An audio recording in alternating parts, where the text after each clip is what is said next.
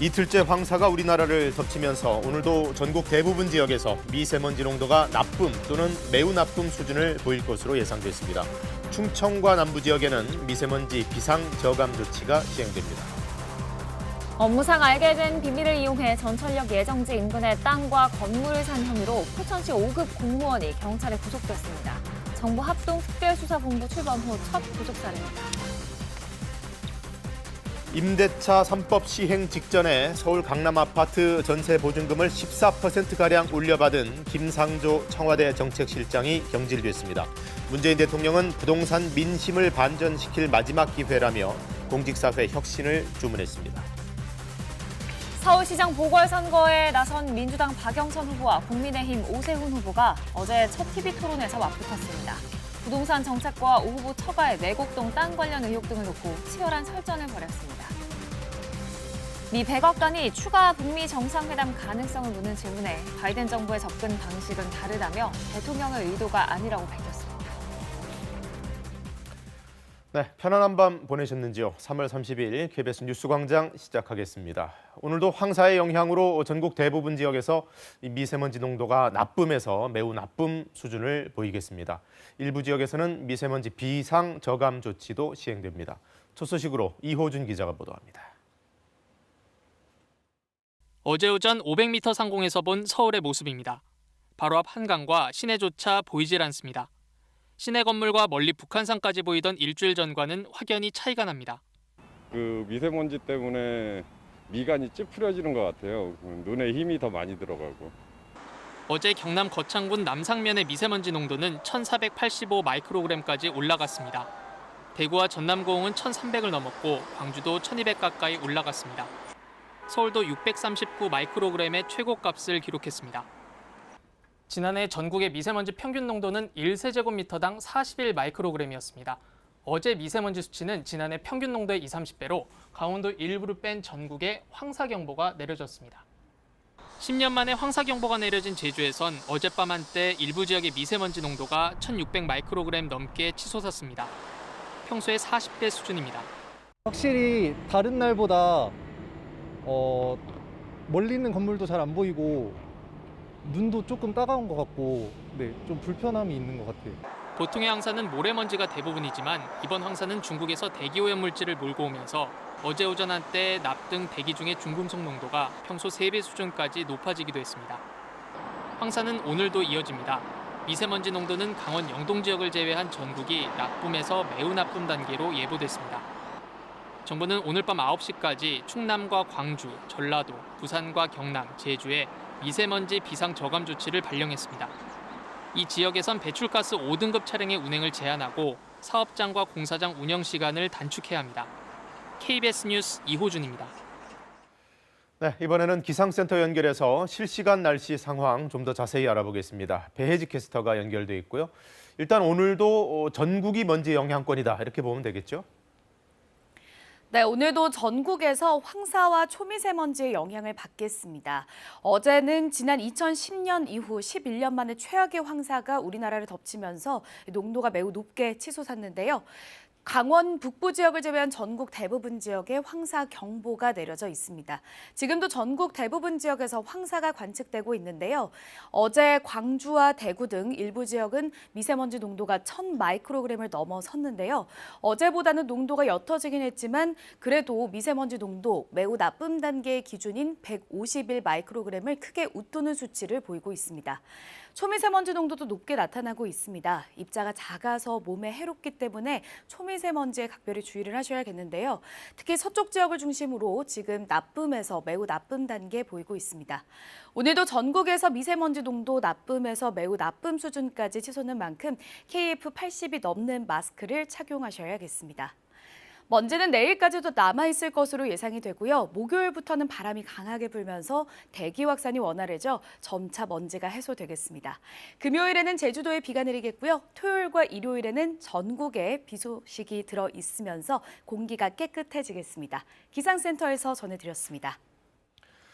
업무상 알게 된 기밀을 이용해서 전철역 예정지 인근의 땅과 건물을 산 혐의로 경기도 포천시의 한 공무원이 경찰에 구속됐습니다. 정부 합동특별수사본부 출범 이후 첫 구속 사례입니다. 비슷한 의혹으로 얼마 전에 경질된 전해철 장관의 전직 보좌관과 관련해서도 경찰이 압수수색을 벌이는 등 본격 수사에 나섰습니다. 천효정 기자입니다. 어제 법원에 출석한 포천시 5급 공무원 A씨. 취재진의 질문에 아무 답변 없이 구속영장 심사를 받았습니다. 전철역사 개발 정보 일반인보다 먼저 알고 사신 거 아닌가요?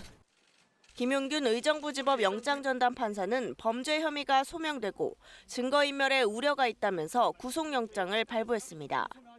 지난 2018년부터 1년 동안 포천시의 철도 업무를 맡았던 A씨는 업무상 알게 된 정보를 이용해 전철역 예정지 인근의 땅과 건물을 매입한 혐의를 받고 있습니다. A씨는 해당 지역에 전철역이 들어선다는 건 이미 알려진 정보라고 혐의를 부인했지만 받아들여지지 않았고 정부 합동특별수사본부 출범 후 첫 구속 사례로 기록됐습니다. A씨의 신병을 확보한 경찰은 보강 수사를 거쳐 조만간 검찰에 A씨를 기소 의견으로 송치할 계획입니다.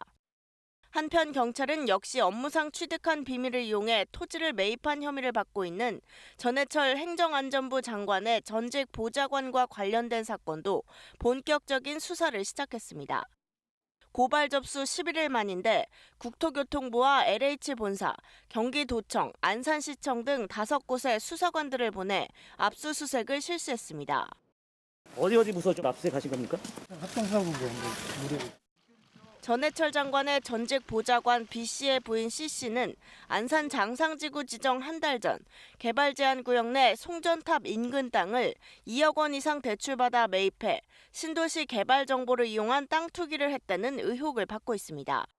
전직 보좌관 B씨는 관련 의혹이 불거진 뒤 면직 처리됐습니다. KBS 뉴스 천유정입니다. 김상조 청와대 정책실장도 부동산 관련 논란으로 어제 전격 경질됐습니다. 임대료 함부로 못 올리도록 하는 임대차 3법의 시행을 불과 이틀 앞두고 자기 집 전세 보증금을 14%나 올려받은 사실이 알려졌습니다. 정창화 기자입니다. 문 대통령은 어제 아침 김상조 정책실장이 사의를 밝히자 즉각 수용했습니다. 김 실장은 지난해 7월 부부 공동 명의의 서울 강남 아파트 전세 보증금을 14% 올려 세입자와 계약을 갱신했습니다. 하지만 시점이 임대료 인상폭을 5%로 제한한 임대차 3법 시행 이틀 전이어서 고위공직자의 이중적 행태라는 비판이 잇따랐습니다. 이사 대책 등 부동산 정책을 차질 없이 추진할 수 있도록 빨리 자리를 물러나는 것이 대통령님을 모신 비서로서 해야 할 마지막 역할이라고 생각했습니다. 속전속결, 문 대통령의 승부수로 읽힙니다. 자칫 머뭇거렸다간 일주일 남짓 남은 4.7 재보선의 타격은 물론 현 정부 마지막 국정과제로 내건 부동산 적폐청산의 추진력조차 흔들릴 수 있다는 위기감도 느껴집니다. 9개월 만에 직접 주재한 반부패 정책협의회에선 공직기강 다잡기에 나섰습니다. 이번이 현 정부 부동산 정책평가를 반전시킬 마지막 기회라며 지휘 고하나 정치 유불리를 막론하고 투기를 파헤쳐달라고 주문했습니다. 부동산 거래 분석원 설치 등 정부 차원의 후속 대책을 소개하며 국회엔 이해충돌 방지법 제정에 나서달라고 당부했습니다. 특히 경제나 방역 선방을 내세웠던 과거 공식 회의들과는 달리 자성의 말들을 내놓았습니다. 지금 우리가 맡고 있는 매도 매우 아픕니다. 적폐를 청산하지 못했다는 것은 참으로 부끄러운 일입니다. 우리는 국민들의 분노와 질책을 엄중하게 받아들여야 합니다. 반부패회의 소집과 정책실장 경질, 더 이상의 민심 악화를 막기 위해 문 대통령이 내린 일종의 충격 요법입니다. KBS 뉴스 정청화입니다. 서울 공공재개발 2차 후보지 16곳이 발표되었습니다. 주로 역세권이나 대규모 노후 주거지로 사업이 순조롭게 진행된다면 서울 도심에 2만 호의 주택을 공급할 수 있을 전망입니다. 황정호 기자가 보도합니다. 국토부와 서울시는 어제 저녁 늦게까지 선정회의를 거쳐 서울 공공재개발 2차 후보지 16곳을 발표했습니다. 지역별로 보면 서울 성북구 성북 1구역, 노원구 상계 3구역, 영등포구 신길 1구역 등 모두 16곳입니다. 1월에 발표됐던 1차 후보지 8곳과 비슷하게 사업성 부족 등을 이유로 개발이 지체되어 왔던 지역입니다. 국토부와 서울시는 대부분 역세권에다 5만 제곱미터 이상 노후 주거지라고 설명했습니다. 또 사업이 순조롭게 진행되면 서울 도심에 2만 호를 공급할 수 있을 것으로 내다봤습니다. 후보지로 낙점된 지역은 주민 동의를 거쳐 LH와 SH가 공공시행자로 지정되고 내년부터 본격적으로 사업을 시작하게 됩니다. 이번 2차 후보 지역 발표는 LH 투기 의혹 등에도 공급 대책은 차질 없이 진행하겠다는 정부의 의지로 풀이됩니다. 다만 시장에 확실한 신호를 주려면 후보지 선정뿐 아니라 첫 번째 시범 사업이 나와야 한다는 지적도 나옵니다. 성과를 확연하게 보여줄 수 있는 시범 사업지의 추진을 서두를 필요가 있습니다. 이를 바탕으로 해서 다른 사업지들이 공공재개발에 참여할 수 있도록 유인할 필요가 있습니다. 정부와 서울시는 이번에 선정된 2차 공공재개발 후보지를 오늘부터 토지거래 허가구역으로 지정해 투기자금 유입을 막기로 했습니다. KBS 뉴스 황정호입니다. 미국 바이든 정부의 대북 정책과 관련해 또 하나의 발언이 나왔습니다. 김정은 위원장과 정상회담을 하겠냐는 질문에 백악관이 바이든 대통령의 접근 방법은 전혀 다르다라고 답을 한 건데요. 어떤 의미일지 김기현 특파원이 보도합니다. 조 바이든 미국 대통령은 취임 후 가진 첫 공식 기자회견에서 북한의 추가 도발에 상응 조치를 경고하는 동시에 외교적 방식도 언급했습니다. But I'm also prepared for some form of diplomacy. 다만 비핵화의 최종 결과를 조건으로 삼았을 뿐 구체적 접근 방법에 관한 설명은 없었습니다. 이와 관련해 외교 방식에 북한 김정은 국무위원장과 추가 북미 정상회담이 포함되느냐는 질문이 나왔는데 백악관은 접근 방법이 다르다고 답했습니다. I think his approach would be quite different, and that is not his intention. 전임 트럼프 정부가 이른바 탑다운 방식으로 정상 간 논의를 앞세웠던 것과는 다른 길을 가겠다는 뜻을 다시 확인한 겁니다. 이와 관련해 바이든 정부 구상은 동맹과 협의를 거쳐 마련된 대북 정책의 틀을 바탕으로 외교 경로를 통한 협의부터 시작하는 방식으로 현실화될 가능성이 높다는 게 일반적 관측입니다. And the conversations that we had with our allies and partners were very important in helping to inform that review. So I took a lot of what I heard back to Washington to share with the president. 실제 바이든 정부 대북 정책은 막바지 점검 단계에 들어섰다는 게 백악관 설명입니다.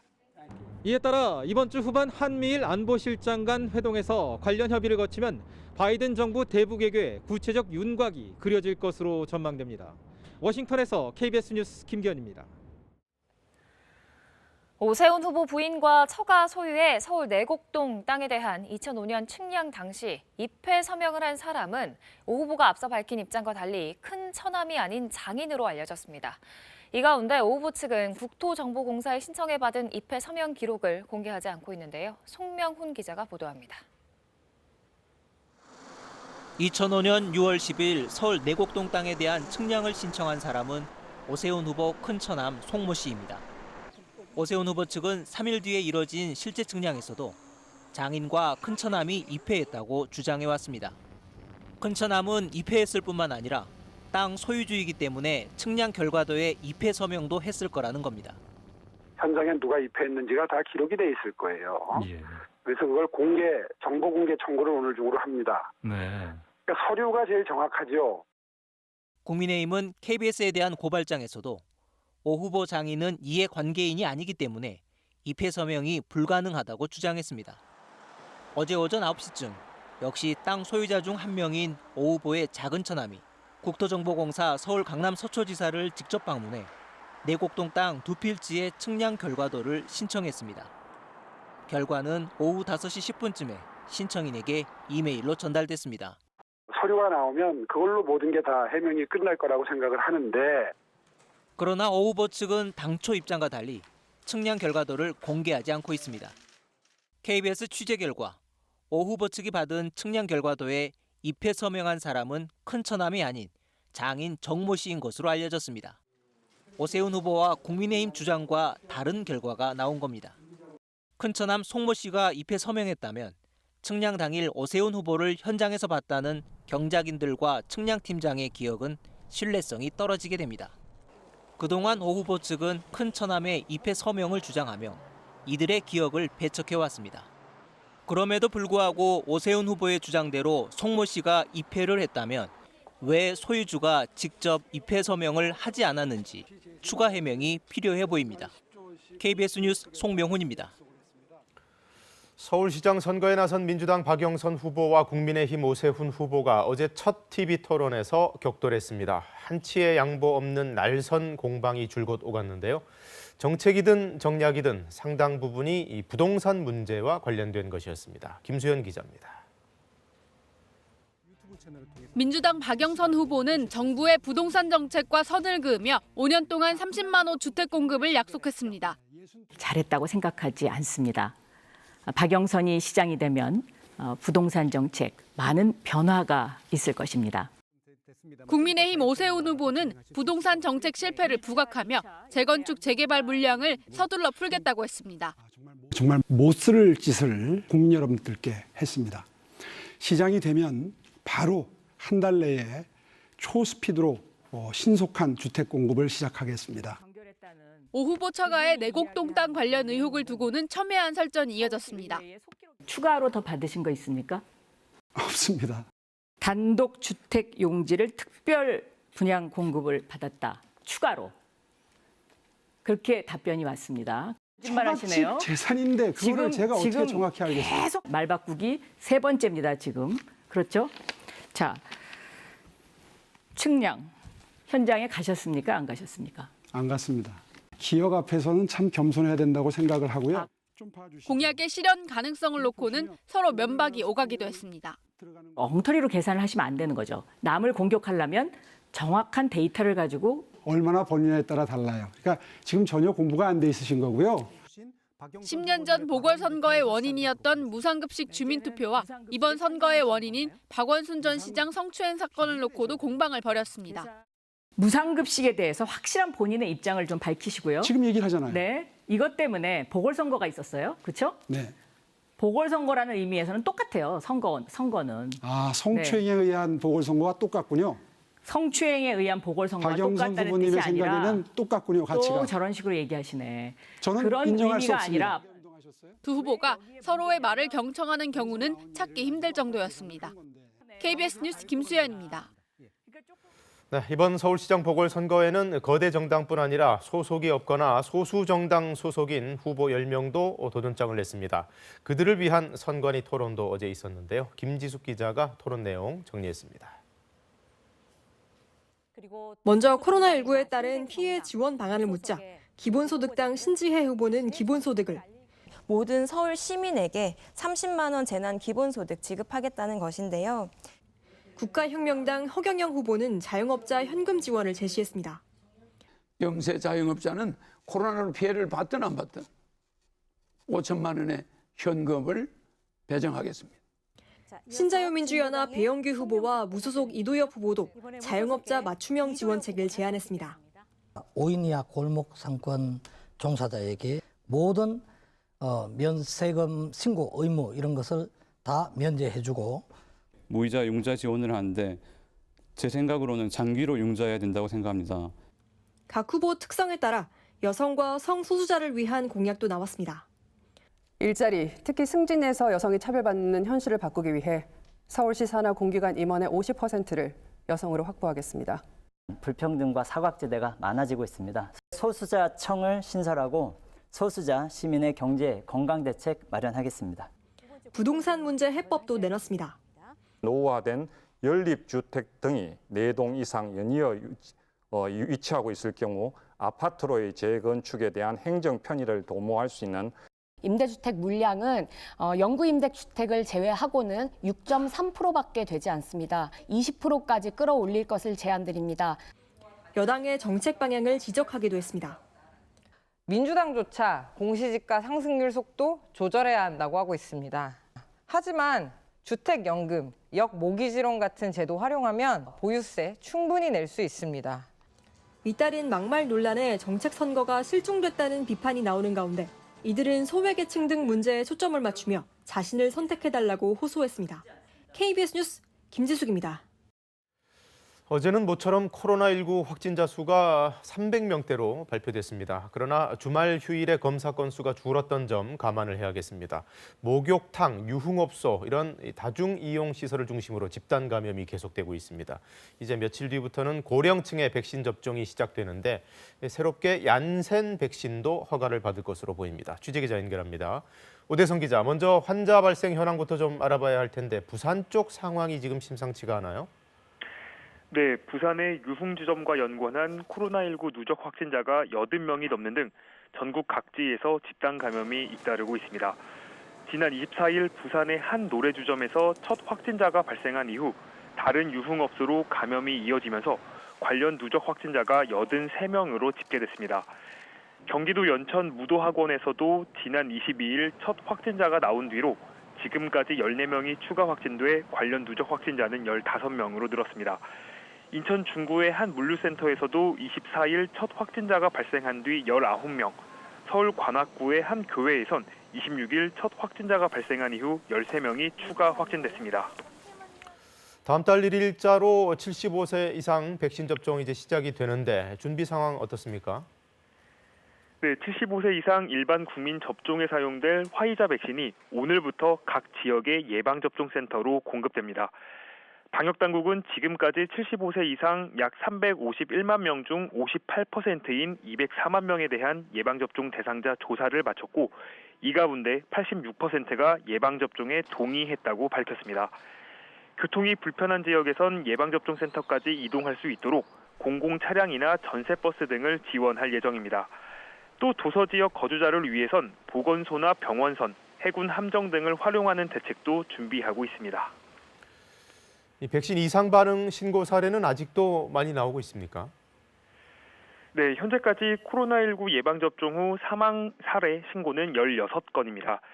예방접종 피해 조사반은 이 가운데 14건이 백신과의 관련성이 없거나 인정하기 어려운 경우라고 밝혔고 2건은 판단을 보류했다고 설명했습니다. 접종 후 고열과 경련 등이 나타난 40대 요양병원 환자와 접종 7분 뒤에 아나필락시스 증상이 나타난 20대 의료기관 종사자 등 2건의 이상 반응에 대해선 백신과의 인과성이 있다고 판단했습니다. 방역당국은 75세 이상 접종을 앞두고 전문가를 초청해 설명회도 개최를 했는데요. 전문가들은 이상 반응에 대해서 너무 많은 두려움을 가질 필요는 없다고 재차 강조했습니다. 지금까지 사회부에서 KBS 뉴스 오대성입니다. 미국에선 신규 확진자가 2달여 만에 다시 늘고 있습니다. 4차 유행 시작이 아니냐는 우려도 커지고 있는데요. 백악관은 다음 달 19일까지 미국 성인의 대부분이 백신을 맞을 수 있도록 하겠다고 밝혔습니다. 로스앤젤레스에서 이영현 특파원이 전해왔습니다. 미 질병통제예방센터 CDC는 지난주 미국의 하루 평균 신규 확진자가 53,400명을 기록했다고 밝혔습니다. 이전 주보다 7% 늘어난 수치입니다. 존스홉킨스 대학의 집계 결과 지난 24일 미국의 신규 확진자는 8만 6천 명, 26일에는 7만 7천 명을 넘는 등 4차 확산 우려가 현실화되는 분위기입니다. We do not have the luxury of inaction. For the health of our country, we must work together now to prevent a fourth surge. CNN 방송은 미국 내 절반에 가까운 24개 주에서 신규 확진자가 10% 이상 증가했다고 보도했습니다. 이번 확산은 변이 바이러스 영향이 크다는 게 보건 전문가들의 분석입니다.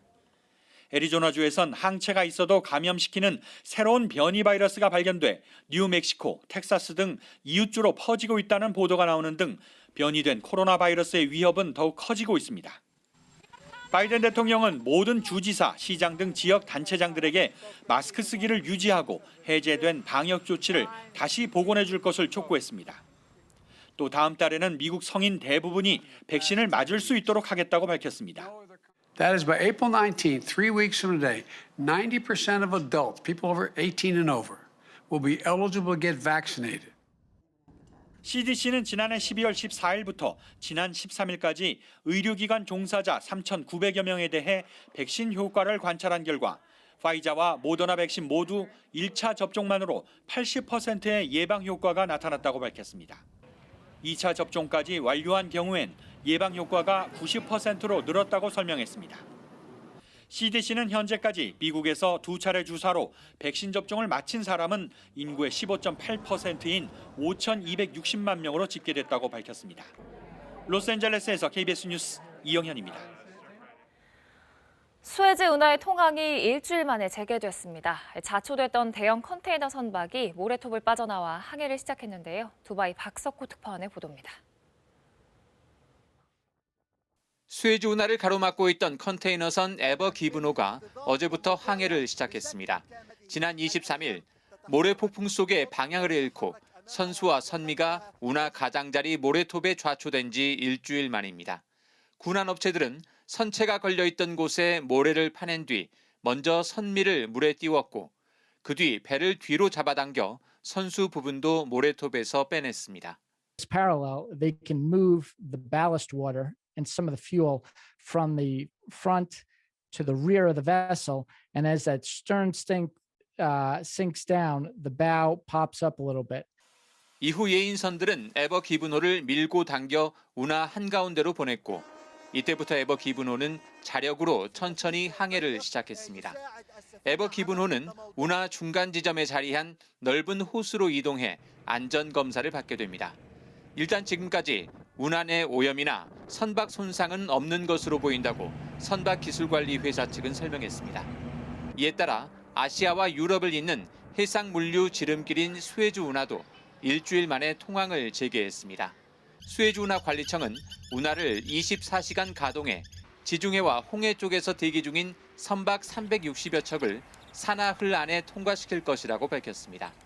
현재 우리나라의 초대형 컨테이너선 한 척도 지중해 쪽에서 수에즈 운하 진입을 기다리고 있습니다. 두바이에서 KBS 뉴스 박석호입니다. 오늘도 전국이 황사와 초미세먼지의 영향을 받겠습니다. 지금 강원 북부를 제외한 전국 대부분 지역에 황사 경보가 내려져 있는데요. 미세먼지 농도를 살펴보면 매우 나쁨 단계의 기준인 151 마이크로그램을 크게 웃도는 것을 볼 수 있습니다.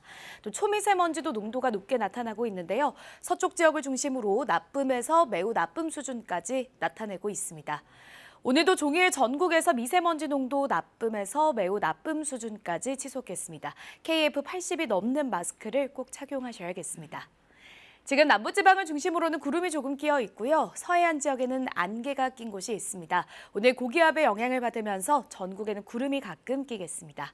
현재 기온 살펴보겠습니다. 서울이 4.2도, 대구 11.3도, 광주 9.2도로 온화하게 출발했는데요. 한낮에는 서울이 18도, 강릉 21도, 대전 20도, 부산이 20도, 광주 22도로 포근하겠습니다. 바다의 물결은 제주 먼바다에서 최고 2.5m까지 약간 높게 일겠습니다. 내일까지는 먼지가 남아있을 것으로 보이고요. 목요일부터는 바람이 강하게 불면서 먼지가 점차 해소되겠습니다. 금요일에는 제주를 시작으로 토요일과 일요일에는 전국에 비가 내리겠습니다. 날씨 전해드렸습니다. 업무상 기밀을 이용해서 개발 예정지 인근 부동산을 사들인 혐의로 경기도의 한 지자체 공무원이 경찰에 구속됐습니다. 정부에서 합동특별수사본부를 출범시킨 후 첫 번째 구속 사례입니다. 앞서 전해철 행안부 장관의 전직 보좌관 가족도 비슷한 의혹을 산 일이 있는데 경찰이 본격 수사에 나섰습니다. 보도에 천효정 기자입니다. 어제 법원에 출석한 포천시 5급 공무원 A씨. 취재진의 질문에 아무 답변 없이 구속영장 심사를 받았습니다. 전찰력서 개발정보 일반인보다 먼저 알고 사신 거 아닌가요? 김용균 의정부지법 영장전담 판사는 범죄 혐의가 소명되고 증거인멸에 우려가 있다면서 구속영장을 발부했습니다. 지난 2018년부터 1년 동안 포천시의 철도 업무를 맡았던 A씨는 업무상 알게 된 정보를 이용해 전철역 예정지 인근의 땅과 건물을 매입한 혐의를 받고 있습니다. A씨는 해당 지역에 전철역이 들어선다는 건 이미 알려진 정보라고 혐의를 부인했지만 받아들여지지 않았고 정부 합동특별수사본부 출범 후 첫 구속 사례로 기록됐습니다. A씨의 신병을 확보한 경찰은 보강 수사를 거쳐 조만간 검찰에 A씨를 기소 의견으로 송치할 계획입니다. 한편 경찰은 역시 업무상 취득한 비밀을 이용해 토지를 매입한 혐의를 받고 있는 전해철 행정안전부 장관의 전직 보좌관과 관련된 사건도 본격적인 수사를 시작했습니다. 고발 접수 11일 만인데 국토교통부와 LH본사, 경기도청, 안산시청 등 5곳의 수사관들을 보내 압수수색을 실시했습니다. 어디 부서 좀 압수수색하신 겁니까? 합동사고 무료. 전해철 장관의 전직 보좌관 B씨의 부인 C씨는 안산 장상지구 지정 한 달 전 개발 제한 구역 내 송전탑 인근 땅을 2억 원 이상 대출받아 매입해 신도시 개발 정보를 이용한 땅 투기를 했다는 의혹을 받고 있습니다. 전직 보좌관 B씨는 관련 의혹이 불거진 뒤 면직 처리됐습니다. KBS 뉴스 천유정입니다. 정부가 반부패 정책협의회를 열고 부동산 투기 근절 대책을 중점적으로 논의했습니다. 그동안 미온적이었던 검찰의 직접 수사 카드까지 꺼내들었는데요. 사정기관들을 총동원해서 투기를 뿌리 뽑겠다고 선언했습니다. 먼저 이재희 기자가 보도합니다. 문재인 대통령은 부동산 부패 청산의 출발은 철저한 조사와 수사를 통해 있는 그대로 드러내고 엄정하게 처리하는 것이라고 강조했습니다. 국가의 행정력과 수사력을 총동원해 주기 바랍니다. 멈추지 말고 정치적 유불리도 따지지 말고 끝까지 파헤쳐 주기 바랍니다. 이에 따라 정부는 LH 투기 사태 이후 처음으로 검찰 직접 수사를 주문하고 나섰습니다. 검경 수사권 조정에 따라 그동안 경찰청 국가수사본부가 수사의 키를 잡고 검찰은 사실상 지원 역할에 그쳤지만 수사 확대를 위해선 검찰의 수사 경험 등이 필요하다는 판단에 섭니다. 검찰은 법이 허용하는 범위 내에서 적극적으로 직접 수사를 할 것입니다.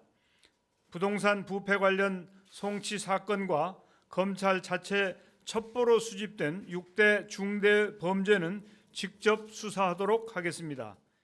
현재 3기 신도시 관할 검찰청에 설치된 부동산 투기 전담 수사팀이 전국 43개 검찰청으로 확대되고 500명 이상의 검사와 수사관이 투입됩니다. 이와 관련해 대검찰청은 부장회의를 열어 기존의 부동산 부패 사건을 재검토하기로 하는 등 직접 수사 방안을 논의했습니다. 정부는 기존 경찰 수사 인력도 1,500명 이상으로 배로 늘리고 국세청과 금융위에도 전담팀을 설치해 전국적으로 부동산 투기 사범을 철저히 색출하겠다고 밝혔습니다. 범정부 총력 대응체계 구축을 통해 현재 발생한 불법 행위를 철저히 찾아내어 일벌백계 하겠습니다. 특히 투기 비리 공직자는 전원 구속 수사를 원칙으로 하고 법정 최고형을 구형하겠다고 밝혔습니다. 불법 투기로 얻은 범죄 수익은 적극적인 몰수 추징으로 전액 환수하겠다고 강조했습니다. KBS 뉴스 이재입니다. 정부의 이번 대책에는 투기 예방에서부터 처벌, 환수에 이르기까지 종합적인 수단들이 망라됐습니다. 여러 단계의 대책들을 촘촘히 동원해서 그물망처럼 투기를 걸러내겠다는 건데 김수연 기자가 들여다봤습니다. 정부 대책의 첫 번째는 거미줄같이 촘촘한 감시망입니다. 먼저 차익을 노린 단기 투기 자금의 유입을 막기 위해 양도소득세를 강화합니다. 내년부터 2년 미만 보유한 토지를 팔면 차익의 최고 70%를 양도세로 내야 합니다. 자금줄도 조입니다. 땅을 살 때 받는 대출에도 주택처럼 담보 인정 비율, 즉 LTV 규제를 신설합니다.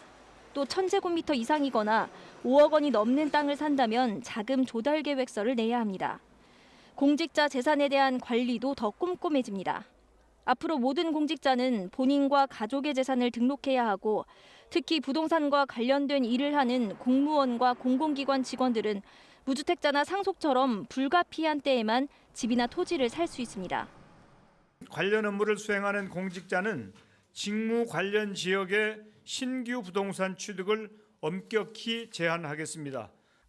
이런 감시망을 피한 투기는 새로 만들어지는 부동산 거래 분석원의 이상거래 시스템과 투기 신고센터를 통해 이중으로 찾아냅니다. 최고 1,000만 원인 포상금도 10억 원까지 늘어납니다. 땅 중심의 기획조사도 수시로 진행됩니다. 투기로 적발되면 부당이득 액수에 따라 처벌이 더 강해지고 얻은 이득의 최대 5배를 환수합니다. 토지와 이주 보상에서도 아예 제외됩니다. 다만 이런 체계를 완전히 갖추는데 어느 정도 시간은 필요합니다. 금융정보 시스템이 조회되기 전까지는 차명 계좌는 범죄 내지는 수사적 차원에서 좀 더 적극적인 노력이 있어야 되지 않을까. 정부는 이번 사태의 시작점인 LH 조직 개편도 마무리 중이라며 신규 택지 입지 조사 업무를 분리하는 내용 등을 담아 곧 발표하기로 했습니다. KBS 뉴스 김수연입니다. 교사에 대한 첫 백신 접종이 다음 달 8일 시작됩니다. 우선 접종 대상인 보건, 특수교사가 해당되고요. 입시를 치러야 하는 고3 학생과 담당 교사들도 여름 방학까지 접종을 마치는 방안이 추진됩니다. 박희봉 기자의 보도입니다. 학교 방역에 최전선에 있는 일선 학교의 보건 교사들. 아이들과 접촉이 많은 만큼 감염되면 안 된다는 생각이 항상 큰 부담입니다. 이렇게 보건실 같은 경우는 특히나 이제 열나거나 이제 유증상 학생들이 다 거쳐져 가는 곳이니까 저 개인보다도 아이들 전체 아이들 생각해서 맞으려고 생각하고 있습니다. 교육단체들도 이 같은 이유로 이들에 대한 백신 접종을 서둘러야 한다고 주장했는데 교육부는 다음 달 8일부터 백신을 맞을 수 있게 됐다고 밝혔습니다. 전국 학교의 보건 특수교사 보조 인력이 대상입니다. 전체 대상자는 6만 4천여 명. 이 가운데 접종에 동의한 교사들은 보건소에서 백신을 맞습니다. 백신을 맞는 교사들은 접종 당일 공가를 받고 이상 반응이 있으면 병가를 쓸 수 있습니다. 대학 입시를 치러야 하는 고3 학생과 담당 교사들도 여름방학까지 접종을 마치는 방안이 추진됩니다. 매일 등교하는 초등 1, 2학년 담당 교사 등에 대한 접종 협의도 속도를 내고 있습니다. 초등학교 1, 2학년과 유치원, 돌봄 담당 교직원분들의 접종 시기와 방법 등에 대해서도 현재 협의를 진행하고 있습니다. 전체적으로 차질 없이 백신 접종이 되도록. 이와 함께 사회적 거리두기 체계 개편 이후엔 등교 수업 추가 확대도 논의 중입니다. 수업 일수가 적어 학력 결손 우려가 큰 수도권 지역 중학교가 최우선 고려 대상입니다. 그러나 유은혜 부총리는 현재 수도권 상황을 고려할 때 거리두기 체계 개편 이전 등교 수업 추가 확대는 어렵다고 밝혔습니다. 한편 정부는 어린이집 아동을 보호하기 위해 전국 보육 교직원 30만 명을 대상으로 월 1회 선제 검사를 실시하기로 했습니다. KBS 뉴스 박희봉입니다. 한 번만 맞으면 되는 얀센 백신이 곧 국내 허가를 받을 것으로 보입니다. 전문가 자문에서 예방 효과와 안전성을 모두 인정받았는데요. 도입 시에는 접종률을 빠르게 끌어올릴 수 있을 걸로 기대됩니다. 이충원 의학 전문 기자가 보도합니다. 얀센 백신은 항원 유전자를 인체에 해가 없는 바이러스에 넣어 전달하는 바이러스 벡터 방식입니다. 제조 방식이 아스트라제네카 백신과 같습니다. 검증 자문단은 임상시험 결과를 토대로 얀센 백신이 허가에 필요한 조건을 충족했다고 결론 내렸습니다. 면역 반응이 12주까지 유지되고 있어서 허가를 위한 예방 효과는 인정된다고 판단했습니다. 안전성, 경향성은 허용할 만한 수준으로 판단했습니다. 3상 임상시험 참가자 4만 3천여 명을 분석한 결과 66.9%에서 코로나19 감염을 막았고 중증 예방 효과도 76.7%로 높았습니다. 특히 예방 효과는 노년층에서 더 뛰어났습니다. 임상시험 참가자 5명 중 1명인 65세 이상에서 82%의 예방률을 보였습니다. 백신 이상 반응은 대부분 두통과 근육통 등 가벼운 증상이었고 65세 이상에서 더 적게 나타났습니다. 얀센 백신은 국내에 도입되는 5개 백신 가운데 유일하게 한 번 접종하는 백신입니다. 2에서 8도의 냉장 온도로 보관할 수 있어 유통이 쉽고 한 번 접종으로 끝나기 때문에 접종률을 빨리 올릴 수 있다는 장점이 있습니다. 보건소나 1차 의료기관에서 접종이 가능하고 한 번 접종으로 다수의 많은 고위험군이나 또 일반 국민까지도 접종하게 된다면 전체적으로 유행을 줄이고 얀센 백신은 다음 달 중앙약사심의위원회 등을 거친 뒤 허가를 받을 수 있을 것으로 보입니다. 이렇게 되면 화이자와 아스트라제네카 백신에 이어 국내에서 세 번째로 허가받는 코로나19 백신이 됩니다. 얀센 백신은 2분기부터 600만 명분이 도입될 예정인데 정확한 공급 시기와 물량은 협의 중입니다. KBS 뉴스 이충원입니다. 다음 달 1일 75세 이상 고령층에 대한 백신 접종을 앞두고 당국이 설명회를 열었습니다. 기저질환이나 이상 반응에 대한 질문이 주로 나왔고요. 전문가들이 답을 했는데요. 직접 들어보시죠. 가장 흔하게 경험할 수 있는 것은 접종 부위에 붓기나 통증, 발적과 같은 증상, 그리고 전신에 근육통이나 발열과 같은 증상이 될 거라고 생각하고 있고요. 그런 게 나타났을 때 굳이 참고 기다리시는 것보다는 적극적으로 약물 복용을 하셔서 컨디션이 나빠지는 상황을 만들지 않도록 해주시는 것이 좋을 것 같습니다. 열이 나타나면 사람에 따라서는 맥박이나 혈압이 좀 올라가는 경우가 있을 수 있습니다. 그렇지만 평상시에 혈압약을 복용하고 계신 분이고 혈압이 어느 정도 조절이 되고 있는 분이라면 사실은 혈압이 많이 올라가서 문제가 될 가능성은 매우 낮습니다. 그래서 혈압이 급상승해서 문제가 되지 않을까라는 우려는 갖지 않으셔도 될 것 같습니다. 특정한 만성질환이 백신 접종의 금기에 해당되는 것은 없습니다. 다만 심장 수술을 하셨고 부정맥이 있다면 복용하고 계신 약물 중에서 출혈 경향성을 좀 만드는 약물이 있을 수 있습니다. 따라서 주사로 백신을 맞게 되기 때문에 접종한 부위를 잘 눌러주어서 혈종 같은 것들이 생기지 않도록 좀 주의하시는 게 좋겠고요. 발열이나 근육통, 접종 부에 이상 반응이겠죠. 그런 증상이 있다고 하더라도 해열 진통제와 같은 약물을 복용하고 시간이 지나면 대다수는 큰 문제가 없이 회복이 됩니다. 또 인과관계가 확실치는 않거나 또는 드문 다양한 이상 반응, 거론이 되고 있는 것들이라고 하더라도 다양한 약물로 치료를 해볼 수 있기 때문에 전혀 사실이 아닙니다. 백신이 치매를 유발하려면 신경세포나 뇌에 영향을 만성적으로 주어야 되는데요. 기전상으로 볼 때 백신이 그 정도의 능력이 있어 보이진 않고요. 신경세포나 뇌에 영향을 끼친다는 근거가 현재까지는 없습니다. 네. 경증 증상 같은 경우에는 대부분 48시간 정도에는 사라지게 되는데요. 만약 48시간이 지나서도 이러한 증상이 좋아지지 않고 두통이 점점 더 극심해지시거나 이제 시야 장애가 있으시다거나 가슴이 답답한 흉통 증상 같은 것들이 있으시면 의료기관으로 내원하시는 게 좋겠습니다. 코로나19 국제 소식 전해드립니다. 유럽연합 EU가 이르면 오는 6월 접종한 코로나19 백신 종류와 항체 형성 여부 등을 담은 백신 여권 도입 계획을 발표한 바 있는데요. 미국에서는 뉴욕주가 전국 최초로 디지털 백신 여권 시스템을 도입하기로 해 화제입니다. 뉴욕주 정부가 미국 내에서는 처음으로 코로나19 백신 접종 여부 등을 인증해주는 디지털 백신 여권을 공식 도입합니다. 엑셀시오르 패스라는 이름의 이 백신 여권 애플리케이션은 정보기술 기업 IBM과 뉴욕주의 협업으로 개발됐으며 모바일 항공기 탑승권과 비슷하게 사용되는데요.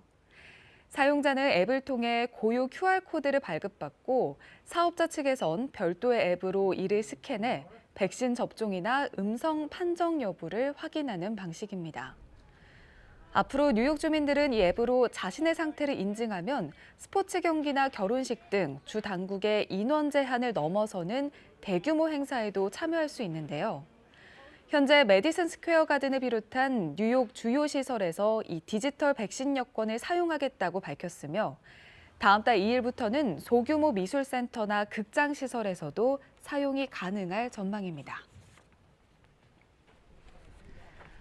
코로나19 백신 1차 접종자가 3천만 명을 넘어선 영국이 현지 시간 29일부터 6인 이하 실외 모임과 테니스, 골프, 수영 등 야외 스포츠를 허용하기로 했습니다.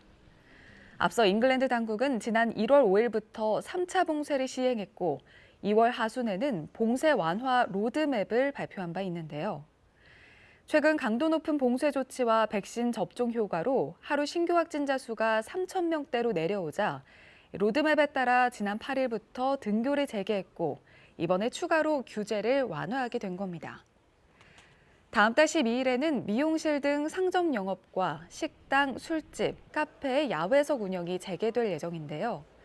다만 영국 정부는 변이 바이러스의 확산세가 여전히 위협적이고 유럽에선 3차 대유행 우려가 커지고 있으므로 코로나19 방역 수칙을 어기는 상황은 단호히 거부하라고 당부했습니다. 수년째 이어지는 극심한 경제난과 정치, 사회적 혼란 등으로 백신 확보에 어려움을 겪고 있는 베네수엘라 정부가 자국의 석유와 코로나19 백신을 교환하는 방안을 제안했습니다. 현지 시간 28일 니콜라스 마두로 베네수엘라 대통령은 국영방송에 나와 달러로 백신 값을 지불하는 대신 자국에서 생산된 석유와 코로나19 백신을 맞교환할 준비가 돼 있다고 밝혔습니다. 다만 이날 마두로 대통령은 누구와 어떤 방식으로 석유와 백신을 교환할지에 대해서는 구체적으로 언급하지 않았습니다. 베네수엘라는 석유 매장량 세계 1위 국가지만 누적된 부실 관리와 미국 정부의 경제 제재로 국가 핵심 산업이자 자금줄인 석유 산업이 크게 쇠퇴해 백신 확보가 여의치 않은 상황인데요. 더구나 계속되는 정치적 혼란으로 백신 공동구매 프로젝트인 코백스 퍼실리티에는 선입금을 제때 지급하지 못해 코백스 참여에도 차질을 겪는 중입니다. 이 때문에 베네수엘라 정부는 지난달부터 우방국인 러시아와 중국에서 받은 백신으로 접종을 진행하고는 있지만 최근 더 악화한 코로나19 상황을 막기에는 당장의 백신 물량도 충분치 않은 상태입니다. 지금까지 코로나19 국제 소식이었습니다. 코로나19 관련 국내 소식 몇 가지 더 전해드립니다. 첫 번째 키워드는 4차 재난지원금 첫날입니다. 코로나19로 어려움을 겪는 소상공인들을 돕기 위한 4차 재난지원금 지급이 어제부터 시작됐는데요. 접수 11시간 만에 68만 명이 넘게 신청했습니다. 이들 신청자 가운데 약 45만 명에게는 어제 오후 5시를 기준으로 재난지원금 8,456억 원이 지급됐습니다. 접수 첫날인 어제는 사업자 번호 끝자리가 홀수인 115만 7천 명이 신청 대상이었으며 집합 금지나 영업 제한 업종 등에 따라서 최대 500만 원까지 차등 지급됐습니다. 오늘은 사업자 번호 끝자리가 짝수인 115만 8천 명에게 안내 문자가 발송되며 내일부터는 홀짝 구분 없이 모두 신청할 수 있습니다. 다음 키워드 보겠습니다. 카드사 순이익. 코로나19 사태에도 지난해 국내 신용카드사들은 1년 전보다 23% 넘게 증가한 2조 264억 원의 순이익을 거둔 것으로 집계됐습니다. 금융감독원이 어제 공개한 자료에 따르면 국내 8개 신용카드사의 지난해 총 수익은 1년 전보다 소폭 줄었지만 비용이 더 크게 감소하면서 순이익은 늘었습니다. 코로나19로 해외여행이 감소하면서 해외 결제 때 발생하는 제휴사 지급 수수료가 2,400억 원 줄어드는 등 나가는 돈이 적어지면서 순이익이 늘어난 것으로 금감원은 분석했습니다. 다음 키워드 보겠습니다. 군 거리두기 2단계. 군이 코로나19 확산 방지를 위해서 군내 거리두기 2단계 조치를 다음 달 11일까지 다시 연장한다고 밝혔습니다. 이에 따라 장병들의 휴가는 휴가자 방역 관리가 가능한 범위 안에서 부대 병력의 20% 이내로 제한하는 방침이 그대로 유지됩니다. 외출 역시 원칙적으로 통제하되 현장 지휘관의 판단에 따라서 안전 지역에서만 시행되며 외박과 면회는 계속 통제됩니다. 마지막 키워드 보겠습니다. 여의도 벚꽃길. 서울 영등포구 여의도로 벚꽃길이 다음 달 5일부터 사전 예약을 한 관람객에게만 제한적으로 공개됩니다. 입장객은 하루 504명으로 제한되며 한 회당 72명씩 모두 49차례에 걸쳐서 여의도로 벚꽃길을 관람할 수 있습니다. 영등포구청은 다음 달 1일 오전 10시부터 인터넷 홈페이지를 통해서 사전 예약을 받을 예정입니다. 영등포구청은 현장 입장 시에 신분증을 확인해서 본인이 아닌 경우에는 입장을 허용하지 않기로 했습니다. 군은 질서 유지 요원을 배치하는 등 코로나19 감염 예방을 위한 방역 조치에도 만전을 기하겠다고 밝혔습니다. 지금까지 코로나19 Q&A였습니다. 국민의힘 오세훈 서울시장 후보와 관련해서 내곡동 땅 의혹이 계속 이어지자 오 후보 측은 측량 결과도 등을 곧 공개하겠다는 입장을 밝혔습니다. 민주당은 오 후보가 측량 현장에 있었다는 증언들을 토대로 거짓 해명하지 말라, 사퇴하라 총공세에 나섰습니다. 보도에 손소영 기자입니다. 국민의힘 오세훈 후보 측은 측량 결과도에 대한 내부 논의를 진행 중인 것으로 알려졌습니다. 입회 서명인이 누구인지 확인해달라는 취재팀 요청에 나중에 한 번에 공개할 계획이라며 공개 시점은 특정하지 않았습니다. 오 후보는 앞서 이번 논란의 본질은 본인이 직접 관여했는지 LH 사태처럼 투기를 했는지 여부라고 주장했습니다. 또 불법 경작했던 사람의 얘기가 무슨 의미가 있냐고 했습니다.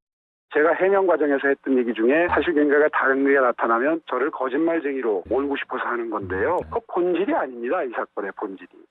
민주당은 오세훈 후보가 내곡동 땅 측량 현장에 있었다는 의혹에 공세를 집중했습니다. 측량 현장에 간 사실이 없었다. 내곡동 땅 위치도 몰랐다고 한 게 오 후보라며 약속한 대로 사퇴하라고 했습니다. 오 후보가 현장에 있었다는 복수의 증언이 본질이라며 경작인과 측량팀장, 오 후보 간 3자 대면도 요구했습니다. 내곡동 셀프 보상 의혹에 대해 거짓말로 국민을 속이려 한 것입니다. 공직에 출마한 후보가 국민을 상대로 거짓말을 한 것은 중대한 결격 사유. 박영선 후보도 오 후보의 내곡동 땅 의혹과 무상급식 반대를 거론하며 공세를 이어갔습니다. 거짓말을 하는 후보, 과연 그런 거짓말하는 후보에게 우리의 미래 세대에게 무엇을 가르쳐줄 수 있습니까, 여러분? 안철수 국민의당 대표는 오세훈 후보 지원 사격에 나섰습니다. 심판하려면 어떻게 해야 됩니까? 바로 투표 참여입니다. 그렇지 않으면 이 정부 하던 행태 반복할 겁니다. 박영선, 오세훈 후보는 오늘 KBS에서 두 번째 TV 토론을 벌입니다. KBS 뉴스 손서영입니다. 산업재해 발생 시 사업주의 책임을 엄하게 묻는 이른바 김용균법의 새로운 양형 기준이 확정됐습니다. 10년 6개월까지 징역형을 선고할 수 있다는 건데 기존보다 형량이 3년가량 늘어난 겁니다. 그러나 노동계는 여전히 우려를 표명하고 있습니다. 임종빈 기자가 취재했습니다. 고 김용균 씨 사망을 계기로 지난해부터 시행된 개정 산업안전보건법. 대법원 양형위원회는 이 법에 적용될 새 양형 기준을 최종 의결했습니다. 사업주가 법을 어겨 노동자가 숨질 경우 기본 권고 형량을 기존 최대 1년 6개월에서 2년 6개월로 1년 올렸습니다. 또 피해자가 다수 발생한 경우와 유사 사고가 반복해 일어난 경우 가중처벌하도록 했습니다. 이전까지는 피해 회복을 위해 상당한 금액을 공탁하면 형량을 줄여줬었는데 이를 감경 요소에서 제외하기로 했습니다. 대신 자수나 내부 고발을 감경 요소에 포함시켜 기업 관계자들의 수사 협조를 유도하기로 했습니다. 같은 범죄를 2건 이상 저지른 다수범이거나 5년 이내 재범인 경우는 권고 형량이 최대 징역 10년 6개월까지 늘어났습니다. 양형 기준이 강화됐지만 노동계는 여전히 우려의 시선을 거두지 않고 있습니다. 권고 형량이 높아졌어도 새 양형 기준 역시 집행유예가 가능한 범위라는 이유에서입니다. 이번에 확정된 새 양형 기준은 오는 7월부터 적용됩니다. KBS 뉴스 임종빈입니다. 미얀마 사태와 관련해서 유엔 무용론이 불거지고 있습니다. 지금 맨몸으로 군부와 맞서고 있는 미얀마 국민들, 국제사회 도움을 호소하고 있는데도 유엔 안보리는 쿠데타 규탄 성명조차 제대로 채택을 못하고 있습니다. 아무래도 중국의 입김에서 자유롭지 못한 것으로 보이는데요. 뉴욕에서 한보경 특파원이 보도합니다. 지난해 7월 시리아에 구호품을 공급하는 국경초소 유지와 관련한 유엔 안보리 결의안이 러시아와 중국의 반대로 부결됩니다. The draft resolution has not been adopted owing to the negative votes of two permanent members of the council. 유엔 안보리는 5개 상임이사국이 모두 찬성을 해야 결의안 채택이 가능한데 시리아 정부군을 지원하는 러시아는 이렇게 시리아 문제와 관련해서만 안보리에서 15차례 거부권을 행사했습니다. 안보리가 상임이사국들의 이해관계에 따라 움직이는 건 이번 미얀마 사태에서도 마찬가지입니다. 경제 제재든 군사력 동원이든 미얀마 군부에 대한 국제사회의 실효성 있는 제재가 시급한 상황이지만 사실상 이를 주도해야 할 유엔은 미얀마 군부의 우호적인 안보리 상임이사국 중국과 러시아의 벽에 부딪혀 있습니다. 미국 정부가 미얀마와 지난 2013년 체결한 무역투자협정 효력을 민주정부가 복귀할 때까지 모두 중지시킨다고 밝혔지만 얼마나 약발이 있을지는 미지수입니다. 더 늦기 전에 국제사회가 행동해야 한다는 목소리가 그래서 더욱 거세지고 있습니다. So international community has to act now. That means that there has to be coordinated, targeted sanctions from international community. 톰 앤드류스 유엔 미얀마 인권특별보고관도 규탄과 우려의 말들은 공허할 뿐이라며 긴급 정상회담을 열거나 군부에게서 원유 등을 차단해야 한다고 성명을 통해 촉구했습니다. 상임이사국의 거부권 남발을 막기 위해 반인도적 범죄에는 거부권 행사를 금지해야 한다. 이런 개혁안이 매년 꾸준히 거론되고 있지만 이 역시 상임이사국 반대로 실현되지는 못하고 있습니다. 이번에도 거부권에 묶여 제때 움직이지 못한다면 이번 미얀마 사태는 유엔이 손을 쓰지 못하는 가운데 장기화될 우려가 커지고 있습니다. 뉴욕에서 KBS 뉴스 한보경입니다. 생후 7개월 된 아이가 학대로 뇌사에 빠졌습니다. 아이를 때리고 바닥에 던진 외국 국적의 20대 친모는 구속됐는데요. 상습 폭행의 이유 아이가 울고 보챈다는 거였습니다. 조선우 기자입니다. 지난해 8월 딸을 출산한 외국 국적의 20대 A씨. 최근 울고 보챈다는 이유로 생후 7개월 된 아기를 여러 차례 때렸습니다. 심지어 아기를 들어 바닥에 내던지기도 했습니다.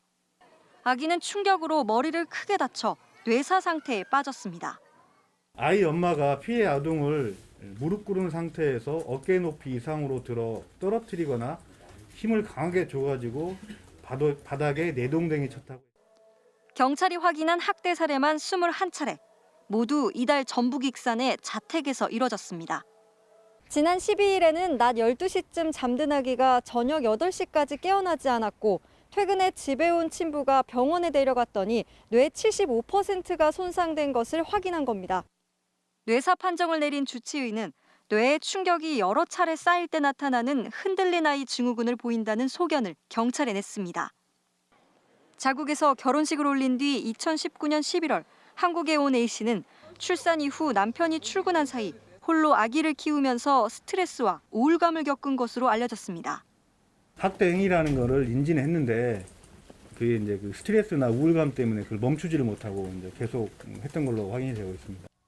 아동학대 중상해 혐의로 A씨를 구속한 경찰은 딸을 던진 횟수와 강도 등으로 미뤄 살인의 미필적 고의가 있었다고 보고 살인 미수죄를 적용해 사건을 검찰에 넘길 계획입니다. KBS 뉴스 조선우입니다. 프로배구 대한항공이 2년 만에 정규리그 1위를 탈환했습니다. 부임 첫 해에 리그 정상을 이뤄낸 산틸리 감독은 이제 챔피언 결정전에서 구단 첫 통합 우승에 도전합니다. 박주미 기자의 보도입니다. 정지석의 스파이크 서브가 득점으로 완성되는 순간 대한항공의 리그 1위를 걱정하는 축포가 코트를 가득 채웁니다. 2년 만에 V리그 1위 탈환. 부임 첫 해 리그 정상에 올라 선수들의 축하를 받은 사상 첫 외국인 사령탑 산틸리 감독의 기쁨은 2배였습니다. 1위 확정까지 초반은 쉽지 않았습니다. 1세트엔 범실이 11개가 쏟아지며 스스로 무너졌습니다. 분위기 반전이 필요했던 2세트. 신인 임재영의 서브가 팀을 구했습니다. 강서브로 리시브를 흔들면서 상대 공격을 무력화했습니다. 2세트 승리로 세트스코어 1대1 균형을 맞춘 대한항공은 3세트엔 한 선수와 요스바니의 연속 서브가 상대 코트에 내려꽂혔고 마지막 정지석의 서브로 리그 1위 확정에 마침표를 찍었습니다. 서브 12대2의 우세, 결국 3대1 승리로 정규리그 정상에 올랐습니다. 2세트는 뭐 재영이가 거의 다 했죠. 재영이가 분위기를 살려줘서 지금 정규리그 우승의 기쁨을 좀 챔프전에서 더 큰 기쁨으로 좀 나누고 싶다는 생각이 있습니다. 시즌 초반 외국인 선수의 부진 이탈에도 정지석과 곽승석, 임동혁 등 국내파 공격수들의 위력, 여기에 국가대표 세터 한 선수의 노련함으로 리그 정상까지 오른 대한항공. 오는 11일 챔피언 결정전에서 구단 첫 통합 우승에 도전합니다. KBS 뉴스 박주미입니다. 이틀째 짙은 황사가 우리나라를 덮치면서 오늘도 전국 대부분 지역에서 미세먼지 농도가 나쁨 또는 매우 나쁨 수준을 보일 것으로 예상됐습니다. 충청과 남부 지역에는 미세먼지 비상 저감 조치가 시행됩니다. 업무상 알게 된 비밀을 이용해 전철역 예정지 인근의 땅과 건물을 산 혐의로 포천시 5급 공무원이 경찰에 구속됐습니다. 정부 합동특별수사본부 출범 후 첫 구속 사례입니다. 임대차 3법 시행 직전 서울 강남 아파트의 전세 보증금을 14%가량 올려받은 김상조 청와대 정책실장이 경질됐습니다. 문재인 대통령은 부동산 민심을 반전시킬 마지막 기회라며 공직사회 혁신을 주문했습니다. 서울시장 보궐선거에 나선 민주당 박영선 후보와 국민의힘 오세훈 후보가 어제 첫 TV토론에서 맞붙었습니다. 부동산 정책과 오 후보 처가의 내곡동 땅 관련 의혹 등을 놓고 치열한 설전을 벌였습니다. 미 백악관이 추가 북미 정상회담 가능성을 묻는 질문에 바이든 정부의 접근 방식은 다르다며 대통령의 의도가 아니라고 밝혔습니다. 네, 어제 정말 미세먼지 때문에 고생들 많으셨죠. 고농도 황사로 인해서 미세먼지 농도가 평소의 20, 30배 수준까지 치솟았습니다. 불행히도 오늘 역시 상황이 크게 나아지지는 않겠습니다. 전국 대부분 지역의 대기질이 나쁘겠고 일부 권역에서는 미세먼지 비상 저감 조치가 시행됩니다. 먼저 이호준 기자입니다. 어제 오전 500m 상공에서 본 서울의 모습입니다. 바로 앞 한강과 시내조차 보이질 않습니다. 시내 건물과 멀리 북한산까지 보이던 일주일 전과는 확연히 차이가 납니다. 그 미세먼지 때문에 미간이 찌푸려지는 것 같아요. 눈에 힘이 더 많이 들어가고. 어제 경남 거창군 남상면의 미세먼지 농도는 1485 마이크로그램까지 올라갔습니다. 대구와 전남고흥은 1300을 넘었고 광주도 1200 가까이 올라갔습니다. 서울도 639 마이크로그램의 최고값을 기록했습니다. 지난해 전국의 미세먼지 평균 농도는 1세제곱미터당 41 마이크로그램이었습니다. 어제 미세먼지 수치는 지난해 평균 농도의 20, 30배로 강원도 일부를 뺀 전국에 황사경보가 내려졌습니다. 10년 만에 황사경보가 내려진 제주에선 어젯밤 한때 일부 지역의 미세먼지 농도가 1600 마이크로그램 넘게 치솟았습니다. 평소의 40배 수준입니다. 확실히 다른 날보다 멀리 있는 건물도 잘 안 보이고 눈도 조금 따가운 것 같고 좀 불편함이 있는 것 같아요. 보통의 황사는 모래먼지가 대부분이지만 이번 황사는 중국에서 대기오염물질을 몰고 오면서 어제 오전 한때 납 등 대기 중의 중금속 농도가 평소 3배 수준까지 높아지기도 했습니다. 황사는 오늘도 이어집니다. 미세먼지 농도는 강원 영동 지역을 제외한 전국이 나쁨에서 매우 나쁨 단계로 예보됐습니다. 정부는 오늘 밤 9시까지 충남과 광주, 전라도, 부산과 경남, 제주에 미세먼지 비상 저감 조치를 발령했습니다. 이 지역에선 배출가스 5등급 차량의 운행을 제한하고 사업장과 공사장 운영 시간을 단축해야 합니다. KBS 뉴스 이호준입니다. 네, 이번에는 기상센터 연결해서 좀 더 자세한 예보 내역, 실시간 상황 알아보겠습니다. 베이지 캐스터, 오늘도 한반도는 먼지에 완전히 갇혔다 이렇게 봐도 과언이 아니겠죠? 네, 하루빨리 공기가 깨끗해졌다는 소식 전해드리고 싶은데요. 마음과 달리 오늘도 하늘은 탁하겠습니다. 지금 강원 일부 지역을 제외한 전국 대부분 지역에 황사 경보가 내려져 있고요. 전국에서 지금 황사가 여전히 관측되고 있습니다. 지금 미세먼지 농도를 살펴보면 200에서 500 마이크로그램까지 치솟아 있고요. 초미세먼지 상황 또한 좋지 않습니다. 지금 서쪽 지역을 중심으로는 미세먼지 농도, 초미세먼지 농도가 나쁨에서 매우 나쁨 수준까지 나타나고 있습니다.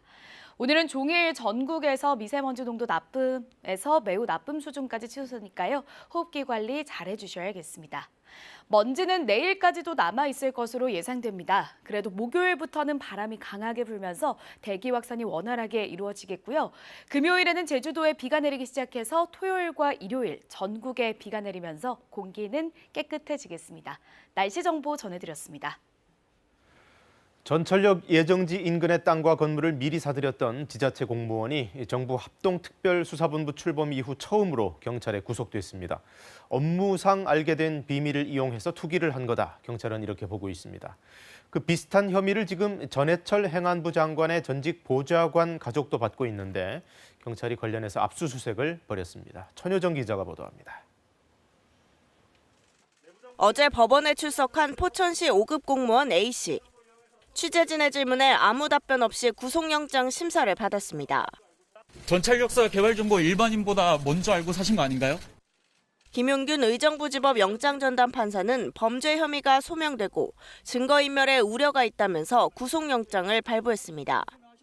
지난 2018년부터 1년 동안 포천시의 철도 업무를 맡았던 A씨는 업무상 알게 된 정보를 이용해 전철역 예정지 인근의 땅과 건물을 매입한 혐의를 받고 있습니다.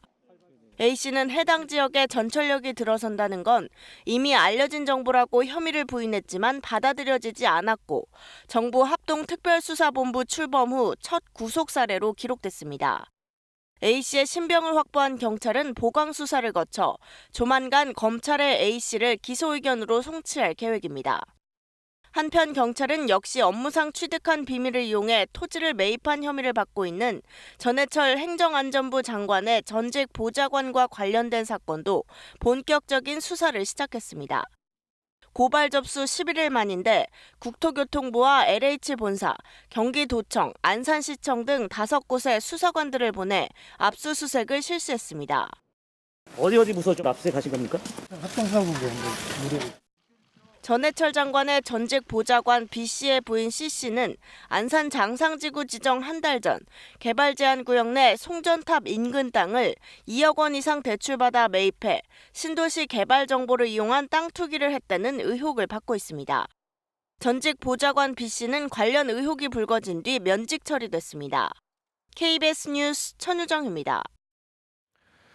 문재인 대통령이 어제 김상조 청와대 정책실장을 경질했습니다. 또 하나의 부동산 논란에 휩싸였기 때문인데요. 임차인들을 보호한다는 임대차 3법의 시행을 이틀 앞두고 자신이 보유하고 있던 서울 강남 아파트의 전셋값을 대폭 올려받은 사실이 드러났습니다.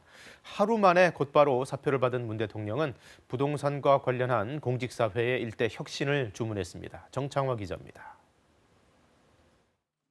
문 대통령은 어제 아침 김상조 정책실장이 사의를 밝히자 즉각 수용했습니다. 김 실장은 지난해 7월 부부 공동 명의의 서울 강남 아파트 전세 보증금을 14% 올려 세입자와 계약을 갱신했습니다. 하지만 시점이 임대료 인상폭을 5%로 제한한 임대차 3법 시행 이틀 전이어서 고위공직자의 이중적 행태라는 비판이 잇따랐습니다. 이사 대책 등 부동산 정책을 차질 없이 추진할 수 있도록 빨리 자리를 물러나는 것이 대통령님을 모신 비서로서 해야 할 마지막 역할이라고 생각했습니다. 속전속결, 문 대통령의 승부수로 읽힙니다. 자칫 머뭇거렸다간 일주일 남짓 남은 4.7 재보선의 타격은 물론 현 정부 마지막 국정과제로 내건 부동산 적폐청산의 추진력조차 흔들릴 수 있다는 위기감도 느껴집니다. 9개월 만에 직접 주재한 반부패 정책협의회에선 공직기강 다잡기에 나섰습니다. 이번이 현 정부 부동산 정책평가를 반전시킬 마지막 기회라며 지휘 고하나 정치 유불리를 막론하고 투기를 파헤쳐달라고 주문했습니다. 부동산 거래 분석원 설치 등 정부 차원의 후속 대책을 소개하며 국회엔 이해충돌 방지법 제정에 나서달라고 당부했습니다. 특히 경제나 방역 선방을 내세웠던 과거 공식 회의들과는 달리 자성의 말들을 내놓았습니다. 지금 우리가 맡고 있는 매도 매우 아픕니다. 적폐를 청산하지 못했다는 것은 참으로 부끄러운 일입니다. 우리는 국민들의 분노와 질책을 엄중하게 받아들여야 합니다. 반부패회의 소집과 정책실장 경질, 더 이상의 민심 악화를 막기 위해 문 대통령이 내린 일종의 충격 요법입니다. KBS 뉴스 정청화입니다. 서울 공공재개발 2차 후보지 16곳이 발표됐습니다. 주로 역세권이나 대규모 노후 주거지로 사업이 순조롭게 진행된다면 서울 도심에 2만 호의 주택을 공급할 수 있을 전망입니다. 황정호 기자가 보도합니다. 국토부와 서울시는 어제 저녁 늦게까지 선정회의를 거쳐 서울 공공재개발 2차 후보지 16곳을 발표했습니다. 지역별로 보면 서울 성북구 성북 1구역, 노원구 상계 3구역, 영등포구 신길 1구역 등 모두 16곳입니다. 1월에 발표됐던 1차 후보지 8곳과 비슷하게 사업성 부족 등을 이유로 개발이 지체되어 왔던 지역입니다. 국토부와 서울시는 대부분 역세권에다 5만 제곱미터 이상 노후 주거지라고 설명했습니다. 또 사업이 순조롭게 진행되면 서울 도심에 2만 호를 공급할 수 있을 것으로 내다봤습니다. 후보지로 낙점된 지역은 주민 동의를 거쳐 LH와 SH가 공공시행자로 지정되고 내년부터 본격적으로 사업을 시작하게 됩니다. 이번 2차 후보 지역 발표는 LH 투기 의혹 등에도 공급 대책은 차질 없이 진행하겠다는 정부의 의지로 풀이됩니다. 다만 시장에 확실한 신호를 주려면 후보지 선정뿐 아니라 첫 번째 시범 사업이 나와야 한다는 지적도 나옵니다. 성과를 확연하게 보여줄 수 있는 시범 사업지의 추진을 서두를 필요가 있습니다. 이를 바탕으로 해서 다른 사업지들이 공공재개발에 참여할 수 있도록 유인할 필요가 있습니다.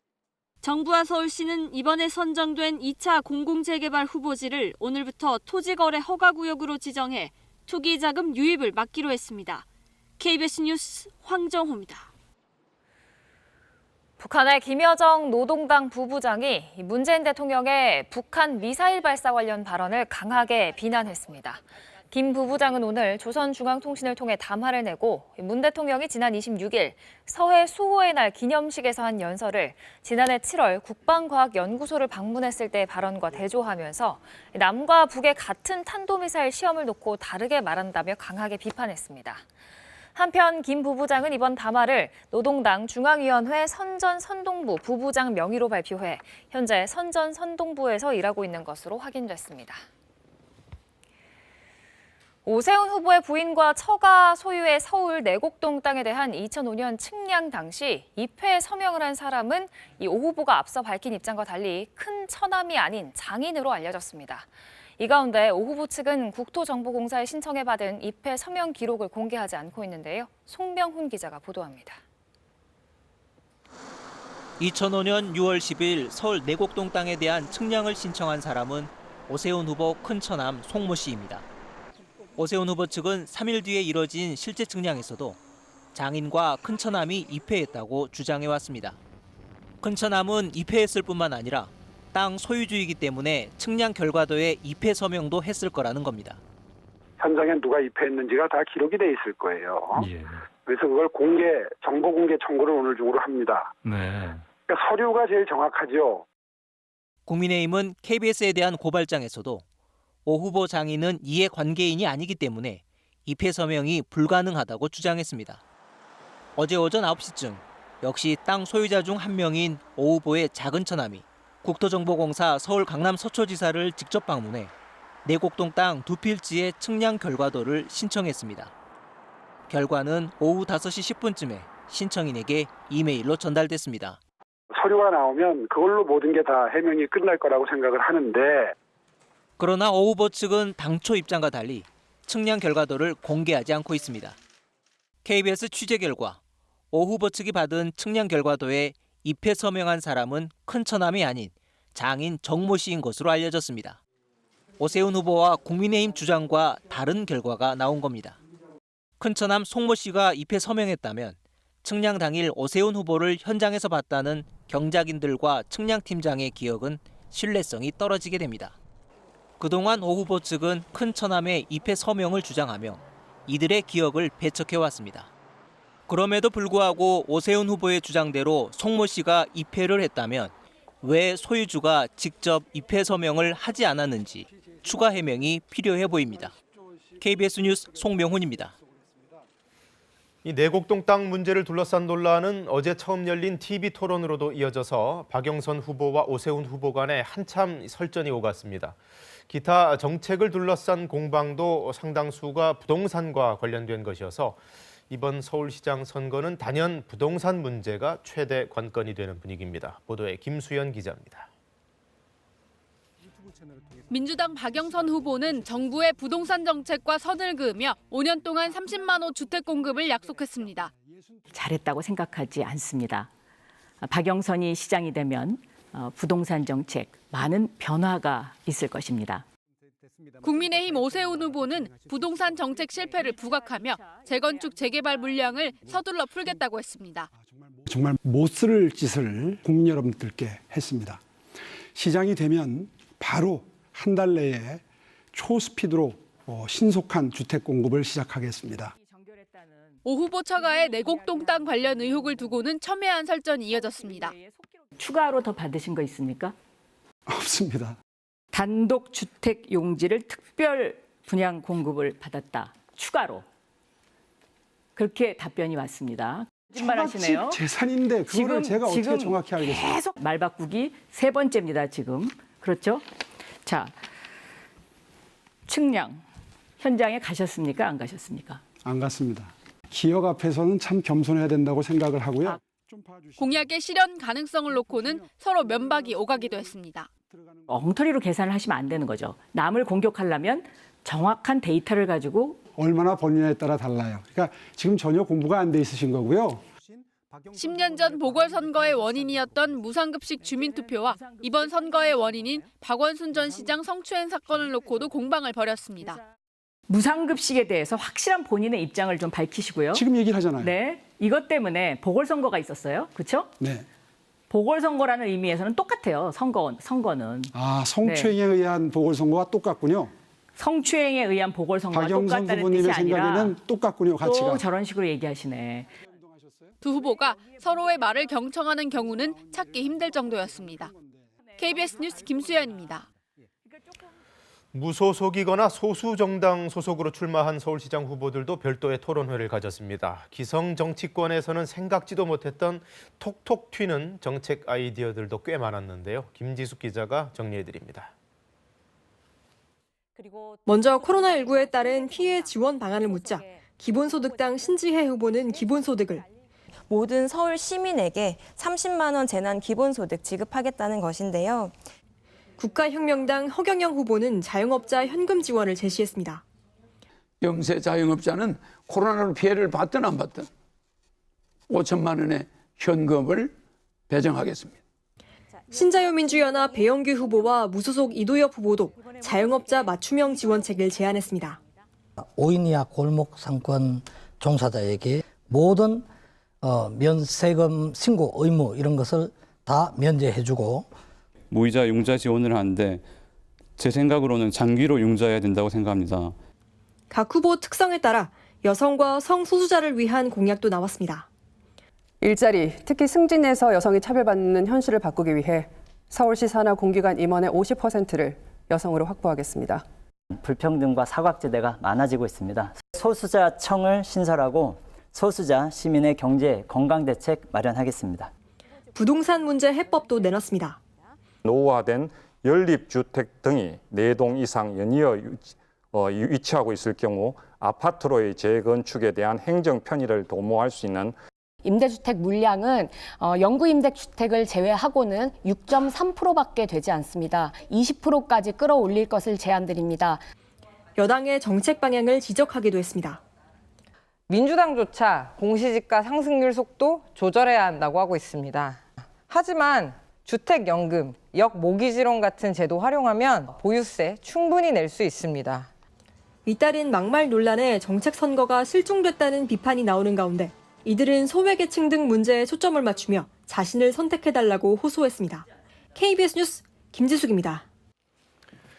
네, 국내 코로나19 상황 앵커 브리핑으로 정리해드리겠습니다. 어제 0시 기준 신규 확진자는 384명, 400명대 아래로 살짝 내려가기는 했지만은 큰 차이가 없는 수준이고 무엇보다 주말 휴일 검사 건수가 줄었는데도 이 정도가 나왔다는 건 좋게 볼 수는 없겠습니다. 지역별로는 경기도와 서울이 100명대로 가장 많이 나왔는데요. 부산과 경남에서도 꽤 많은 숫자가 나온 걸 볼 수가 있습니다. 요새 계속해서 이 영남 쪽의 상황이 좋지 않습니다. 전국적으로 다중이용시설을 중심으로 한 집단 감염이 계속되고 있습니다. 먼저 경기도 연천의 무도학원과 관련해서 15명의 확진자가 발생했고요.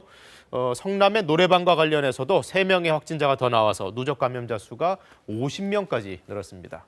변이 바이러스 감염 사례도 지난주 국내에서 40건이나 더 추가로 확인됐습니다. 특히 해외 유입뿐 아니라 국내 감염 사례도 20건이 넘습니다. 울산의 자동차 회사, 경기도 광주의 식당, 경기도 성남의 외국인 모임 등에서 신규 감염 사례가 확인됐습니다. 백신 접종 현황도 간략하게 살펴보겠습니다. 어제 0시 기준으로 모두 79만 3천여 명이 1차 접종을 받았고요. 2차 접종까지 마친 사람은 5,200여 명입니다. 다음 달부터는 백신 접종 대상자가 대폭 확대되죠. 75세 이상 일반 국민 접종에 사용될 화이자 백신이 오늘부터 각 지역 예방접종센터로 공급됩니다. 현재 75세 이상 백신 접종 대상자의 86% 정도가 접종을 하겠다고 동의를 했습니다. 본격적인 접종을 앞두고 진행된 방역당국의 설명회에서는 이들 고령층 접종 대상자들의 궁금증이 쏟아졌습니다. 이효연 기자가 정리했습니다. 가장 질문이 많았던 건 기저질환이 있는데도 코로나19 백신을 맞아도 되는지였습니다. 만성질환을 가진 분들이라면 감염이 되었을 때 중증으로 진행하거나 사망할 위험이 굉장히 높겠죠. 특정한 만성 질환이 백신 접종의 금기에 해당되는 것은 없습니다. 급격한 전신 반응인 아나필락시스나 중증 이상 반응이 오면 어떻게 대처해야 하는지도 걱정입니다. 아나필락시스 같은 경우에는 접종 후 15분에서 30분 정도 접종 장소에서 관찰을 하시게 되면 거의 90% 이상 현장에서 확인하실 수가 있고요. 접종 장소에서 바로 대응이 가능하십니다. 다른 중증 이상 반응도 생길 수 있는데 현장에서 잘 치료될 수 있도록 모든 준비는 끝났습니다. 모든 약들이 다 구비되어 있고요. 그런 응급 조치를 잘 받게 된다면 혈압과 이런 것들이 다 정상화될 것이고 그렇게 된다면 큰 후유증 없이 다 회복을 할 수 있습니다. 백신이 치매를 유발한다는 이야기가 나도는 것에 대해선 백신이 치매를 유발하려면 신경세포나 뇌에 영향을 만성적으로 주어야 되는데요. 코로나19 백신이 신경세포나 뇌에 영향을 끼친다는 근거가 현재까지는 없습니다. 경우에 따라선 접종을 미뤄야 합니다. 몸이 좋은 상태에서 맞으시고 뭔가 좀 그 몸이 불편하시거나 뭐 급성 병이 생겼을 때는 예약하셨던 데에다 연락해서 일정을 좀 변경하시는 게 필요하실 것 같습니다. 75세 이상 351만 명 중 204만 명에게 백신을 맞을지 조사해봤더니 86%가 접종에 동의한 것으로 집계됐습니다. 본인의 접종 일정은 지역 주민센터나 질병관리청 1339 콜센터에 문의하면 안내받을 수 있습니다. 고령자를 위해선 접종센터까지 공공 차량이나 전세버스도 지원됩니다. KBS 뉴스 이효연입니다. 바이든 정부의 대북 정책과 관련해 또 하나의 발언이 나왔습니다. 김정은 위원장과 정상회담을 하겠냐는 질문에 백악관이 바이든 대통령의 접근 방법은 전혀 다르다라는 답변을 한 건데요. 어떤 의미일지 김기현 특파원이 보도합니다. 조 바이든 미국 대통령은 취임 후 가진 첫 공식 기자회견에서 북한의 추가 도발에 상응 조치를 경고하는 동시에 외교적 방식도 언급했습니다. But I'm also prepared for some form of diplomacy. 다만 비핵화의 최종 결과를 조건으로 삼았을 뿐 구체적 접근 방법에 관한 설명은 없었습니다. 이와 관련해 외교 방식에 북한 김정은 국무위원장과 추가 북미 정상회담이 포함되느냐는 질문이 나왔는데 백악관은 접근 방법이 다르다고 답했습니다. I think his approach would be quite different, and that is not his intention. 전임 트럼프 정부가 이른바 탑다운 방식으로 정상 간 논의를 앞세웠던 것과는 다른 길을 가겠다는 뜻을 다시 확인한 겁니다. 이와 관련해 바이든 정부 구상은 동맹과 협의를 거쳐 마련된 대북 정책의 틀을 바탕으로 외교 경로를 통한 협의부터 시작하는 방식으로 현실화될 가능성이 높다는 게 일반적 관측입니다. And the conversations that we had with our allies and partners were very important in helping to inform that review. So I took a lot of what I heard back to Washington to share with the president. 실제 바이든 정부 대북 정책은 막바지 점검 단계에 들어섰다는 게 백악관 설명입니다. 이에 따라 이번 주 후반 한미일 안보실장 간 회동에서 관련 협의를 거치면 바이든 정부 대북 외교의 구체적 윤곽이 그려질 것으로 전망됩니다. 워싱턴에서 KBS 뉴스 김기현입니다.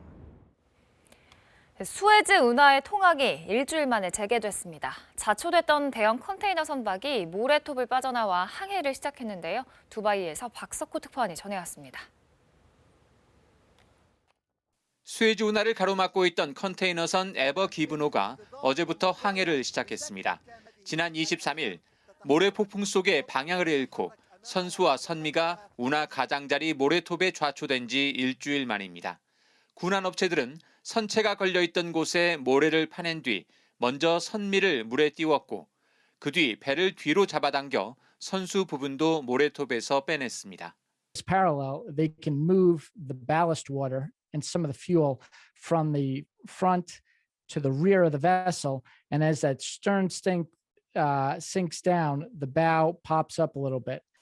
이후 예인선들은 에버 기브노를 밀고 당겨 운하 한가운데로 보냈고 이때부터 에버 기브노는 자력으로 천천히 항해를 시작했습니다. 에버 기브노는 운하 중간 지점에 자리한 넓은 호수로 이동해 안전 검사를 받게 됩니다. 일단 지금까지 운하 내 오염이나 선박 손상은 없는 것으로 보인다고 선박기술관리회사 측은 설명했습니다. 이에 따라 아시아와 유럽을 잇는 해상 물류 지름길인 수에즈 운하도 일주일 만에 통항을 재개했습니다. 수해주운하관리청은 운하를 24시간 가동해 지중해와 홍해 쪽에서 대기 중인 선박 360여 척을 산하흘 안에 통과시킬 것이라고 밝혔습니다. 현재 우리나라의 초대형 컨테이너선 한 척도 지중해 쪽에서 수해주운하 진입을 기다리고 있습니다. 두바이에서 KBS 뉴스 박석호입니다. 이 시각 서울 한강의 모습입니다. 어제 같은 시각에는 건너편의 건물이 전혀 보이지 않을 정도로 하늘이 뿌였는데요. 지금은 건너편의 건물과 함께 흐릿하게 남아 뒤에 산도 보이기 시작했습니다. 그래도 여전히 서울에는 황사가 관측되고 있고요. 초미세먼지 농도도 나쁨 수준을 보이고 있습니다. 특보 현황을 살펴보겠습니다. 지금 강원 일부 지역을 제외한 전국 대부분 지역에 황사 경보가 내려진 가운데 현재 미세먼지 농도를 살펴보면 200에서 500 마이크로그램까지 치솟아 있는 것을 볼 수가 있습니다. 초미세먼지 농도도 좋지 않은데요. 서쪽 지역은 나쁨에서 매우 나쁨 단계 보이고 있습니다. 오늘 대기가 정체되면서 먼지가 계속 쌓이는 데다가 황사가 계속 유입되면서 전국의 공기는 계속 탁하겠습니다. 지금 남부지방에는 구름이 조금 끼어 있고요. 서해안으로는 안개가 남아 있습니다. 오늘 고기압의 영향을 받으면서 하늘 자체는 대체로 맑겠습니다. 현재 기온 살펴보겠습니다. 서울이 4.2도, 강릉 9도, 광주 9.2도로 온화합니다. 한낮에는 서울이 18도, 강릉 21도까지 오르겠고요. 광주가 22도, 부산 20도로 일교차가 크게 벌어지겠습니다. 바다의 물결은 제주 먼바다에서 최고 2.5m까지 약간 높게 일겠습니다. 내일까지는 먼지가 남아서 공기가 탁하겠고요. 목요일에는 바람이 강하게 불면서 대기 확산이 원활해지겠고 금요일에는 제주도에 비가 시작돼 토요일과 일요일에는 전국에 비 소식이 들어있습니다. 날씨 전해드렸습니다. 정부가 부동산 부패 척결을 남은 임기 최대 과제로 전면에 내세웠습니다. 검찰을 비롯한 사정기관들을 총동원해서 부동산 투기 근절하겠다고 했는데요. 어제 열린 반부패 정책협의회 내용을 이재희 기자가 전해드립니다. 문재인 대통령은 부동산 부패 청산의 출발은 철저한 조사와 수사를 통해 있는 그대로 드러내고 엄정하게 처리하는 것이라고 강조했습니다. 국가의 행정력과 수사력을 총동원해 주기 바랍니다. 멈추지 말고 정치적 유불리도 따지지 말고 끝까지 파헤쳐 주기 바랍니다. 이에 따라 정부는 LH 투기 사태 이후 처음으로 검찰 직접 수사를 주문하고 나섰습니다. 검경 수사권 조정에 따라 그동안 경찰청 국가수사본부가 수사의 키를 잡고 검찰은 사실상 지원 역할에 그쳤지만 수사 확대를 위해선 검찰의 수사 경험 등이 필요하다는 판단에 섭니다.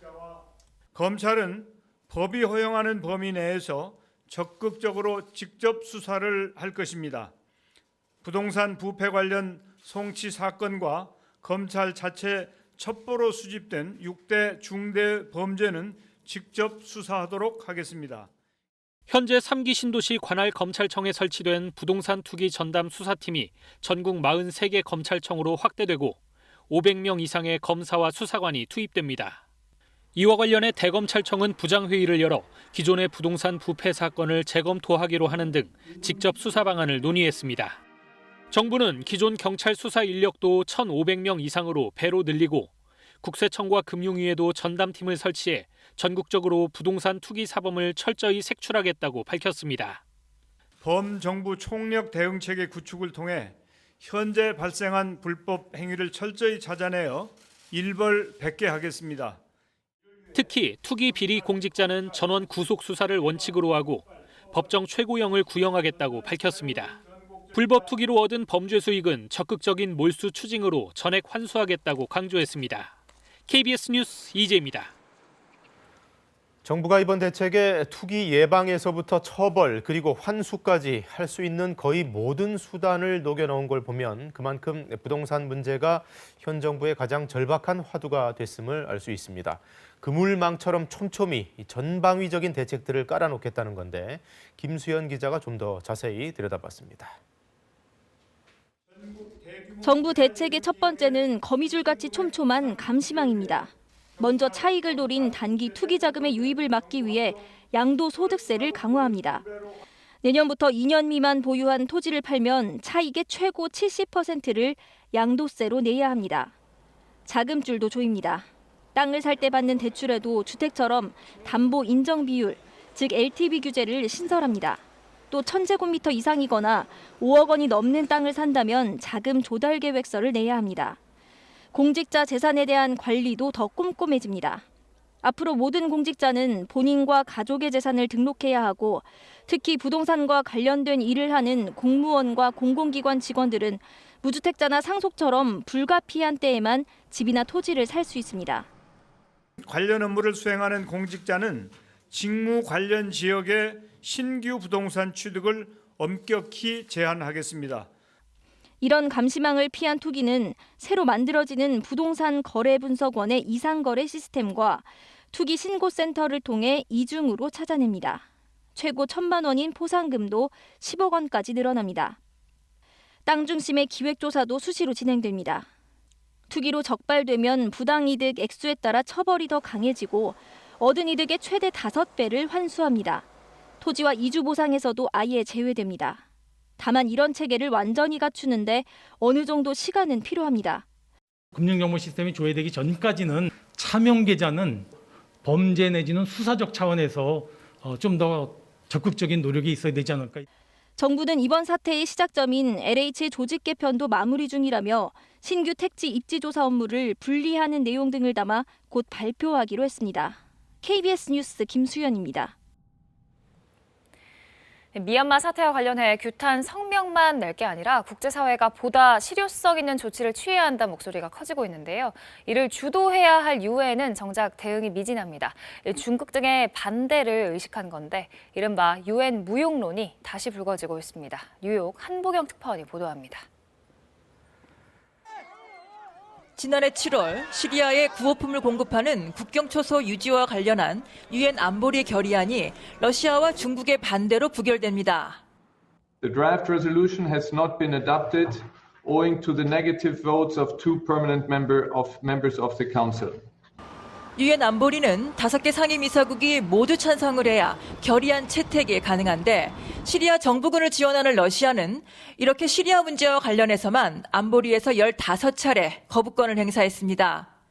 안보리가 상임이사국들의 이해관계에 따라 움직이는 건 이번 미얀마 사태에서도 마찬가지입니다. 경제 제재든 군사력 동원이든 미얀마 군부에 대한 국제사회의 실효성 있는 제재가 시급한 상황이지만 사실상 이를 주도해야 할 유엔은 미얀마 군부의 우호적인 안보리 상임이사국 중국과 러시아의 벽에 부딪혀 있습니다. 미국 정부가 미얀마와 지난 2013년 체결한 무역 투자 협정 효력을 민주정부가 복귀할 때까지 모두 중지시킨다고 밝혔지만 얼마나 약발이 있을지는 미지수입니다. 더 늦기 전에 국제사회가 행동해야 한다는 목소리가 그래서 더욱 거세지고 있습니다. So international community has to act now. That means that there has to be coordinated, targeted sanctions from international community. 톰 앤드류스 유엔 미얀마 인권 특별 보고관도 규탄과 우려의 말들은 공허할 뿐이라며 긴급 정상회담을 열거나 군부에게서 원유 등을 차단해야 한다고 성명을 통해 촉구했습니다. 상임이사국의 거부권 남발을 막기 위해 반인도적 범죄에는 거부권 행사를 금지해야 한다. 이런 개혁안이 매년 꾸준히 거론되고 있지만 이 역시 상임이사국 반대로 실현되지는 못하고 있습니다. 이번에도 거부권에 묶여 제때 움직이지 못한다면 이번 미얀마 사태는 유엔이 손을 쓰지 못하는 가운데 장기화될 우려가 커지고 있습니다. 뉴욕에서 KBS 뉴스 한보경입니다.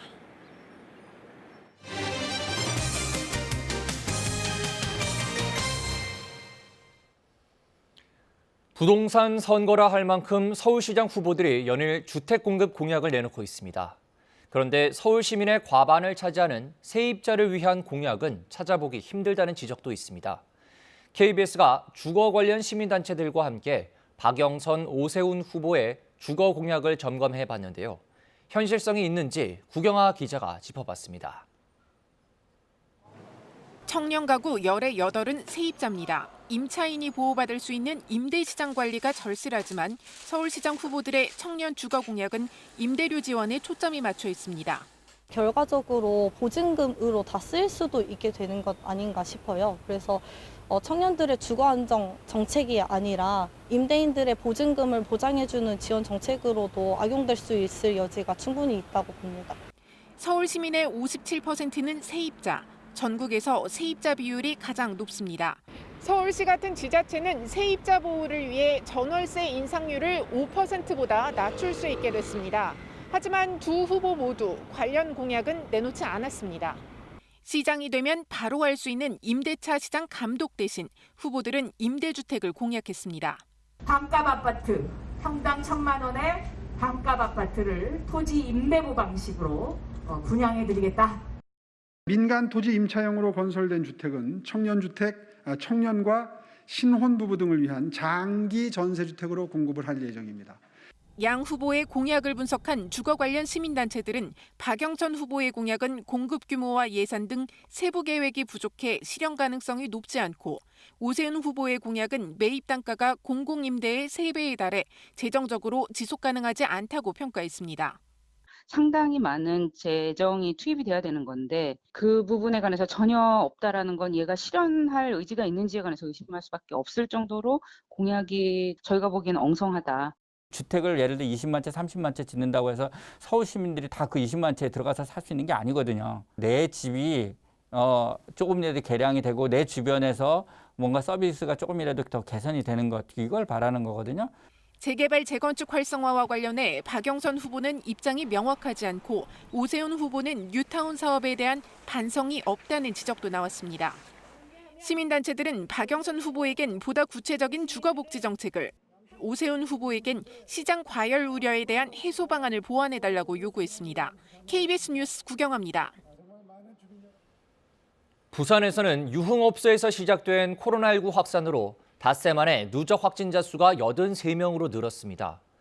부산시는 이번 집단 감염이 4차 대유행으로 번지지 않도록 거리 두기를 올리는 방안을 검토하고 있습니다. 이상준 기자가 보도합니다. 지난 24일 부산의 한 유흥업소에 다녀간 손님 한 명이 확진 판정을 받았습니다. 이후 역학조사 과정에서 서구와 중구, 영도구에 있는 다른 유흥업소에서도 확진자가 나왔습니다. 손님과 종사자, 그리고 밀접 접촉자 등이 확진 판정을 받아 닷새 동안 누적 확진자가 83명으로 늘었습니다. 부산은 밤 10시까지로 묶여있던 유흥업소의 영업 제한 시간이 지난 15일부터 풀렸습니다. 이후 최근 들어 확진자가 늘기 시작했습니다. 아르바이트 형태로 일하시는 분들이 있기 때문에 정확한 인원 파악에 조금 어려움이 있어서 부산시는 지난 15일 이후 유흥업소를 방문한 모든 이용자들에게 조속히 진단검사를 받아달라고 요청했습니다. 이병진 부산시장 권한대행은 또 유흥시설 대표자를 만나 유흥시설 4,100여 군데에서 일하는 종사자 등이 모두 PCR 검사를 받도록 하고 방역 수칙도 강화하겠다고 밝혔습니다. 우리가 빨리 이 고리를 끊어야 되지 않겠습니까? 코로나 문제는 우리 업에 대한 문제이기도 하지만 우리 시민 전체 안전의 문제입니다. 부산에서는 최근 나흘 동안 170여 명의 확진자가 나왔습니다.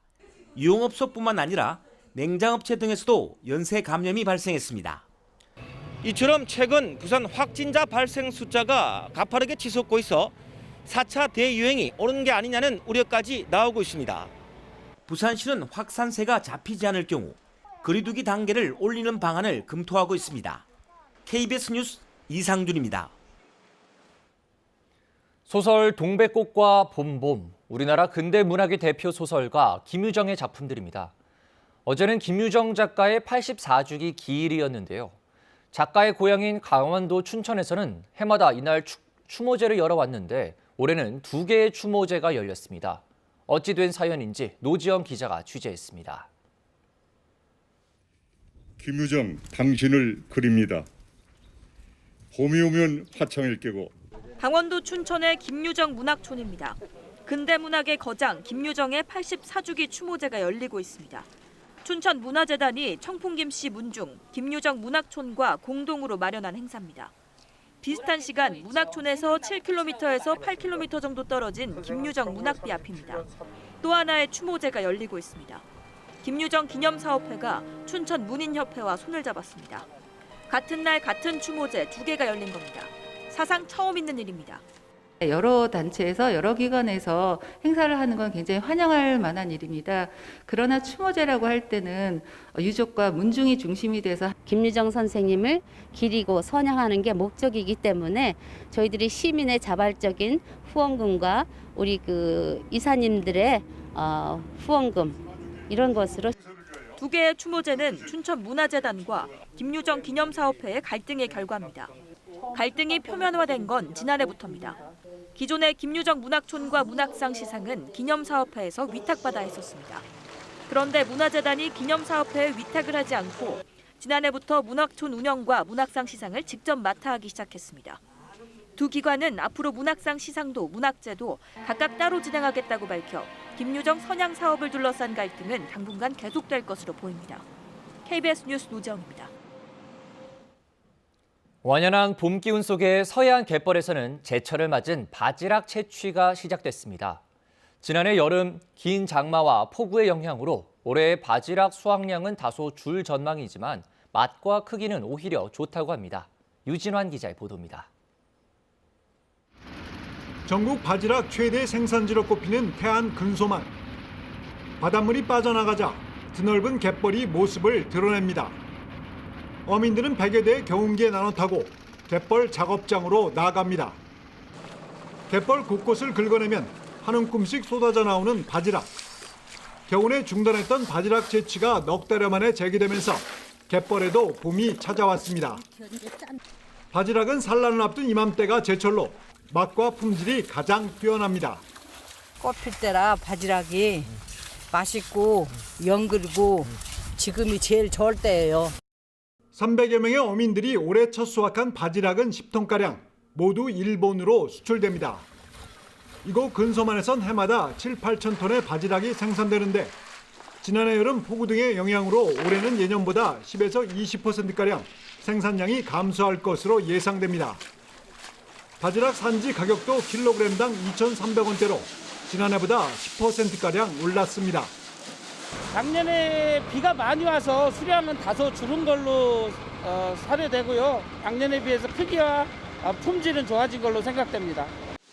해안반도의 바지락 채취는 찬바람이 불어오는 11월 초까지 이어집니다. KBS 뉴스 유진환입니다. 이 시각 출근길 교통 상황 알아보겠습니다. 서울경찰청입니다. 안녕하십니까. 화요일 아침 교통정보입니다. 안전속도 5030이 오는 4월 전국 시행됩니다. 변화가 불편하실 수도 있겠지만 모두가 안전한 교통문화 조성을 위해 시민 여러분의 적극적인 동참 부탁드립니다. 오늘 한강 건너는 교량 대체로 여유 많겠습니다. 다만 청담대교가 북단에서 남단 방향으로 지나기 어렵습니다.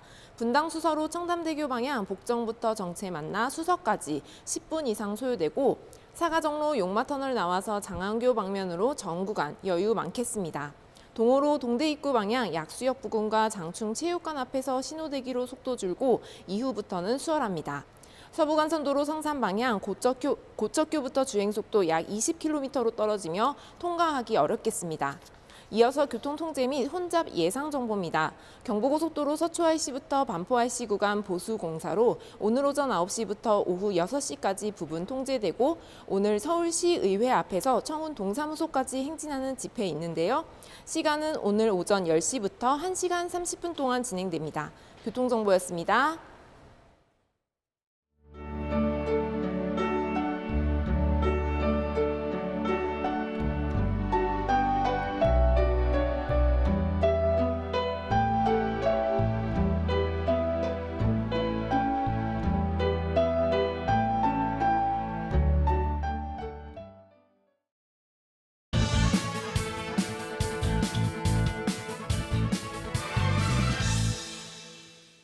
LH 사태와 관련해 정부가 부동산 투기 근절을 위한 종합대책을 발표했습니다.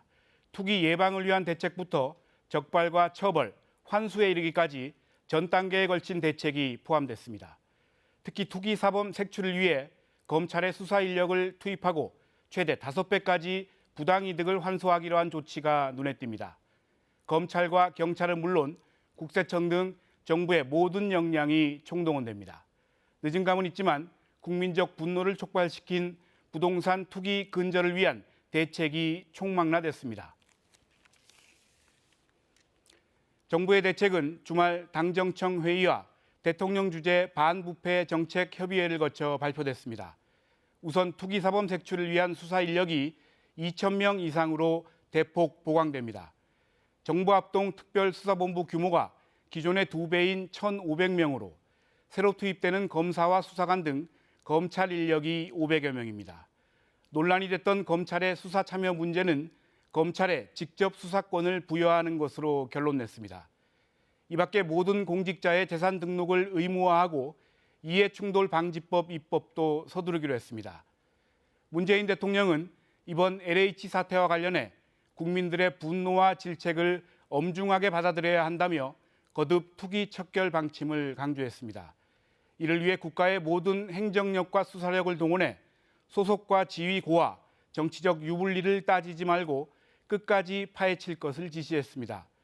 전세보증금 인상 논란이 일은 김상조 청와대 정책실장을 전격 경질한 것도 이 같은 의지를 반영한 조치로 평가됩니다.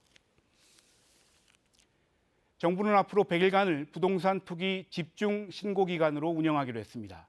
신고 포상금도 기존의 100배인 최대 10억 원으로 상향했습니다. 하지만 정부가 잃어버린 부동산 정책의 신뢰를 되찾기 위해서는 모든 대책이 총망라된 이번 정책이 현장에서 제대로 결실을 맺는 일일 겁니다. 부동산 관련 법안 등 후속 대책이 정교하면서도 신속하게 마련돼야 실효성을 높일 수 있습니다. 뉴스 해설이었습니다. 이틀째 황사가 우리나라를 덮치면서 오늘도 전국 대부분 지역에서 미세먼지 농도가 나쁨 또는 매우 나쁨 수준을 보일 것으로 예보됐습니다. 충청과 남부 지역에는 미세먼지 비상 저감 조치가 시행됩니다. 업무상 알게 된 비밀을 이용해 전철역 예정지 인근의 땅과 건물을 산 혐의로 포천시 5급 공무원이 경찰에 구속됐습니다. 정부 합동특별수사본부 출범 후 첫 구속 사례입니다. 임대차 3법 시행 직전에 서울 강남 아파트의 전세 보증금을 14%가량 올려받은 김상조 청와대 정책실장이 경질됐습니다. 문재인 대통령은 부동산 민심을 반전시킬 마지막 기회라면서 이 공직사회의 혁신을 주문했습니다. 서울시장 보궐선거에 나선 민주당 박영선 후보와 국민의힘 오세훈 후보가 어제 첫 TV토론에서 맞붙었습니다. 부동산 정책과 오 후보 처가의 내곡동 땅 관련 의혹 등을 놓고 치열한 설전을 벌였습니다. 미 백악관이 추가 북미 정상회담 가능성을 묻는 질문에 바이든 정부의 접근 방식은 다르다며 대통령의 의도가 아니라고 밝혔습니다. 어제보다 농도가 옅어지긴 했지만 여전히 전국 대부분 지역에서 황사가 관측되고 있습니다. 지금 강원 일부 지역을 제외한 전국 대부분 지역에 황사 경보가 내려져 있고요. 지금 미세먼지 농도를 살펴보면 대부분 매우 나쁨 단계 보이고 있습니다. 전북은 539 마이크로그램까지 치솟으면서 매우 나쁨 단계보다 훨씬 높은 수치를 보이고 있습니다. 여기에 초미세먼지 상황까지 좋지 않은데요. 서쪽 지역을 중심으로 초미세먼지 농도 나쁨 단계를 보이고 있습니다. 그래도 어제보다는 초미세먼지 농도가 옅어진 것을 볼 수가 있습니다. 오늘 미세먼지 농도 나쁨에서 매우 나쁨 수준까지 이어지니까요. 이 마스크를 꼭 착용하셔야겠습니다. 지금 위성 영상을 살펴보면 남부지방을 중심으로는 구름이 지나고 있습니다. 서해안 지역에는 안개도 끼어 있는데요. 오늘 고기압의 영향으로 점차 구름은 사라지겠고요. 가끔 지나겠습니다. 현재 기온 살펴보겠습니다. 서울이 4.2도, 광주가 9.2도, 부산은 11.7도로 비교적 온화합니다. 한낮에는 기온이 더 올라서 서울 18도, 강릉 21도, 광주는 22도까지 오르겠습니다. 바다의 물결은 제주 먼바다에서 높게 일겠습니다. 날씨 전해드렸습니다. 화요일 아침 KBS 뉴스광장 여기서 마칩니다. 시청해주신 여러분 고맙습니다.